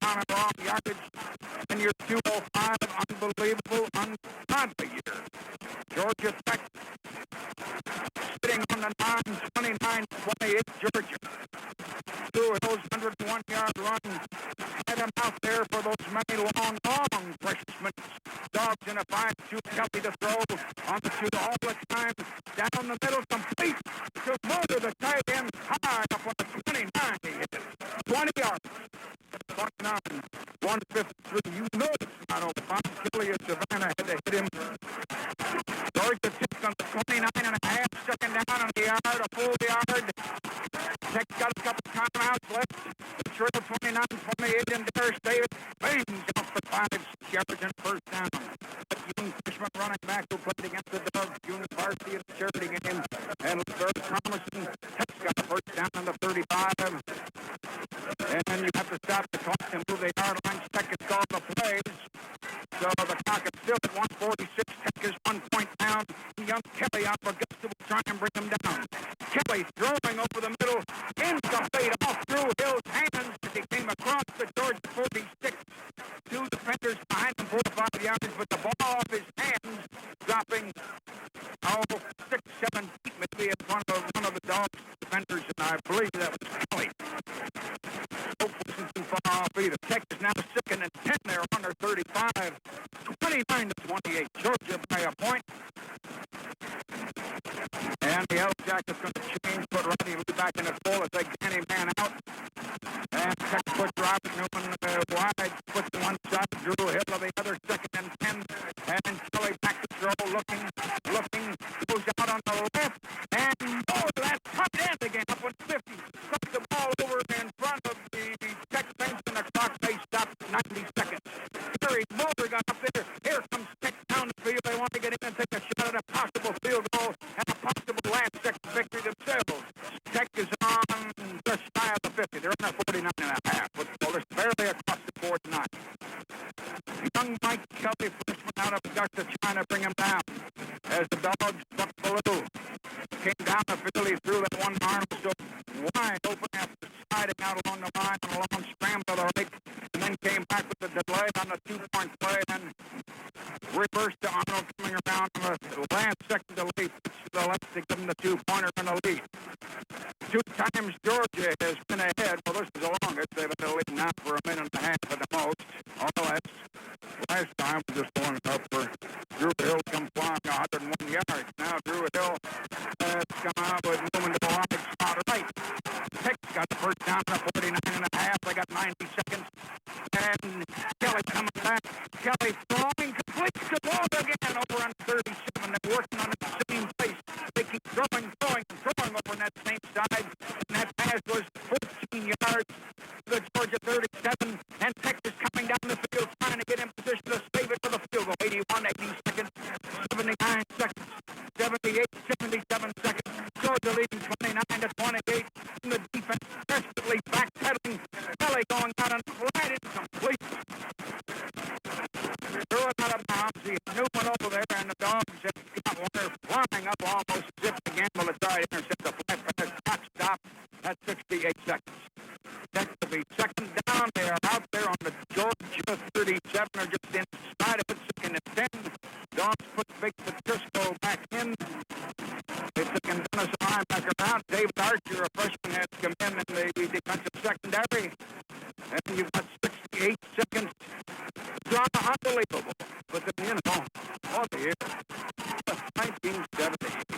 High, 1 man wide, 1 to the left. Kelly, the freshman out of Augusta, protection on this David. Kelly, a lot of time. He throws. Intercepted. Dogs about the ball. David Archer, a freshman. David Archer, who came lunging in to get the ball on the 28-yard line. The Dogs have got it. Out of Atlanta Woodward Academy, the freshman just came in. Apparently, the coaches think they throw it at the same spot or close to the spot, and Archer came cutting inside. They were not the back, only 3 feet from him. The Dogs have intercepted. The Dogs lead 29-28 with 61 seconds. Stadium just, well, you know what it is. There's no sense telling you. My God, what a year. 29-28, Georgia leading 61 seconds. seconds. And the Dogs up to the line. They have snatched it. Maybe. Remember the early fumbles as they kept popping up. They were flying in the air. And the freshman takes the ball and falls down, and one of his back lays down on top of him, and Tech stops the clock with 57 seconds. And the Dogs taking no gain. Out of lost the yard. I'd say it'll be second and 11. The stadium just absolutely just rocking. 29-28. And that young Kelly kid just came passing Tech flying down the field. Let's see how far it takes. I guess he got him. Count him with the last ball. He got him almost 60 yards. On the line of scrimmage, I think he's taken him down 42 or 3 or 4. Archer's interception. And the 2-point play that blew to Ireland. Finally, people start out of the stadium, but I guarantee you there were a few thousand who almost left it when it was 20-0 in the second quarter. Dogs are huddling. 29-28. 57 seconds. Georgia has Scott come out, the wide receiver. Now, Lindsay, aren't you glad you didn't go to Tennessee? All right. Check up in there on the top 6-4, and Malou just falls to the ball, takes another 2-yard loss back to the 25. Back's going to protect him, and the sweet second pick off, and Tech had complete dominance of it, didn't they? Third down, 13 and a half, 39, 38, 37, 36, 35. Just ungodly, unbelievable comeback. And I want to say again what I said before. I hope it was not Eddie Lee Iverson, and I told you why I wanted him to take a shot at Purdue with a chance. I hope it was not his bid. I did watch him walk around limping. I don't think it was. I don't know. 17, 16. Clock has stopped. Now, Dogs will take a delay. They gave it 17 seconds, actually. Take a deliberate penalty here. Let him take the 5 yards. You can have it after everything we gave away in the first 1 3/4 of the first half, and didn't we? Now you're third down, 18. In the sweet clock of the scoreboard, huddling, wondering if they can possibly punch another ball in the air.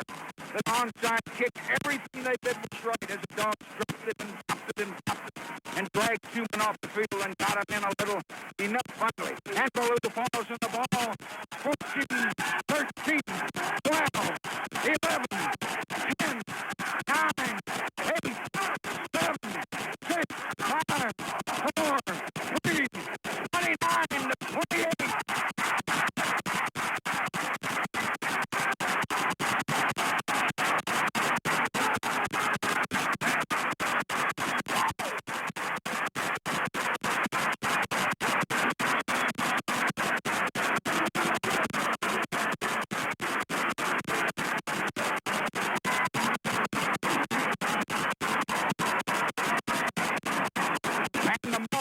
And camera, media people all over the field with players and some fans who finished to the police, and many high school recruits that were brought in by the schools are out there too. Tremendous, beautiful interstate warfare with everything that happened and all the despair as the Dogs sucked it in and somehow came back. And the freshman had to fake it a couple of times to get Arnold on those 2 plays, didn't he?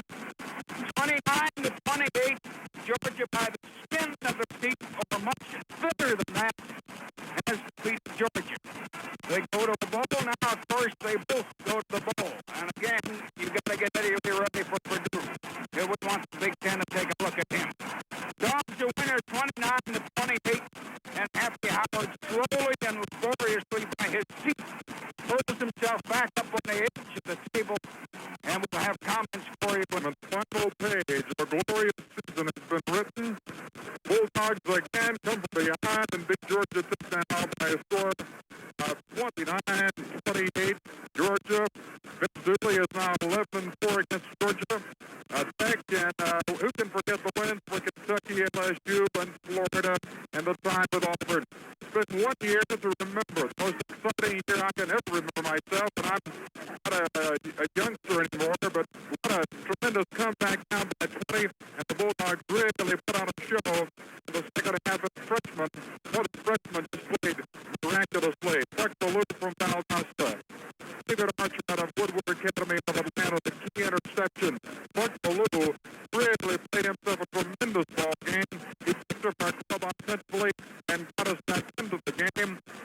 very quickly like go over 20 points because they led very quickly 20-zip. At the first period, 9:46 remaining. The touchdown set on a fumble recovery. We had 5 fumbles and 1 interception by the way. Haley Ivory scored from 4 yards out. Smith converted Nicklin by a score of 7-0. Then with 5:36 left, Tech went on the onside kick, and it worked nicely for them. They were 8 on pass interference call at the goal line, and then Rodney Leo 1 yard. Smith kicked it. Tech very quickly, surprisingly, out in front 14 steps.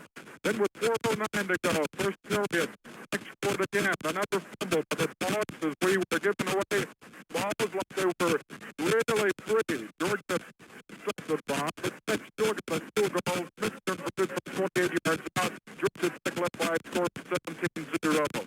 Then, lo and behold, with 8 minutes left in that second period, Georgia Tech scored again. Another fumble set it up. Smith, a 21-yard field goal, and Georgia Tech led 20-0.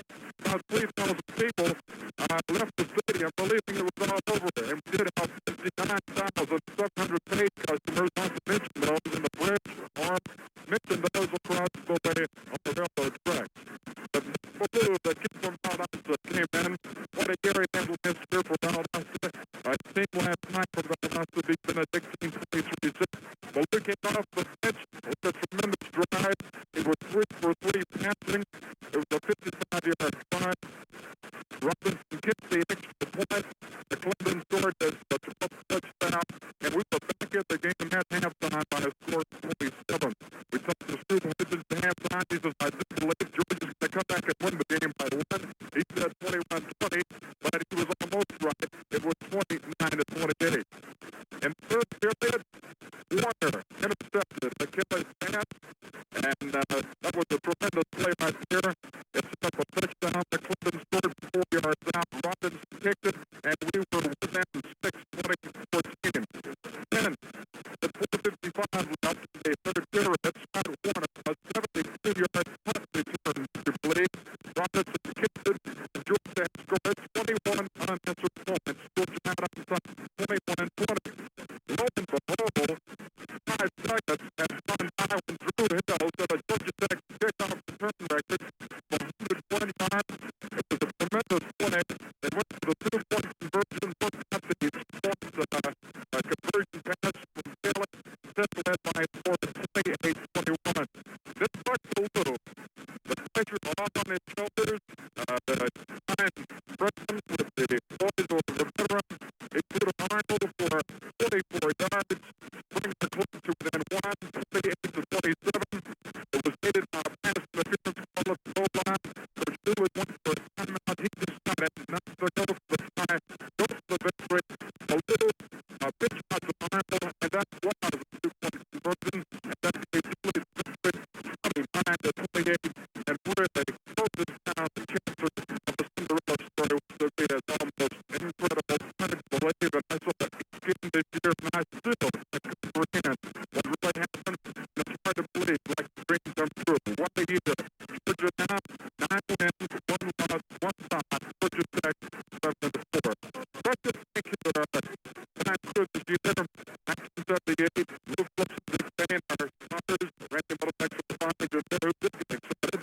Our fine producer, Stu Christian, and of course, Garrett Clinton, and Steve Flip, and all of the fine folks at WRFC and Assets for hospitality, as always, for free. Final score, Georgia, coming from behind, winning here, the final second, 29-28. This is Happy Power for Williamson, so listen, you're going to have yourself a nice weekend, and I'm sure if you're a Georgia fan, you're going to do that. So let's mention, have yourself a nice weekend. Join us again in September of 1979.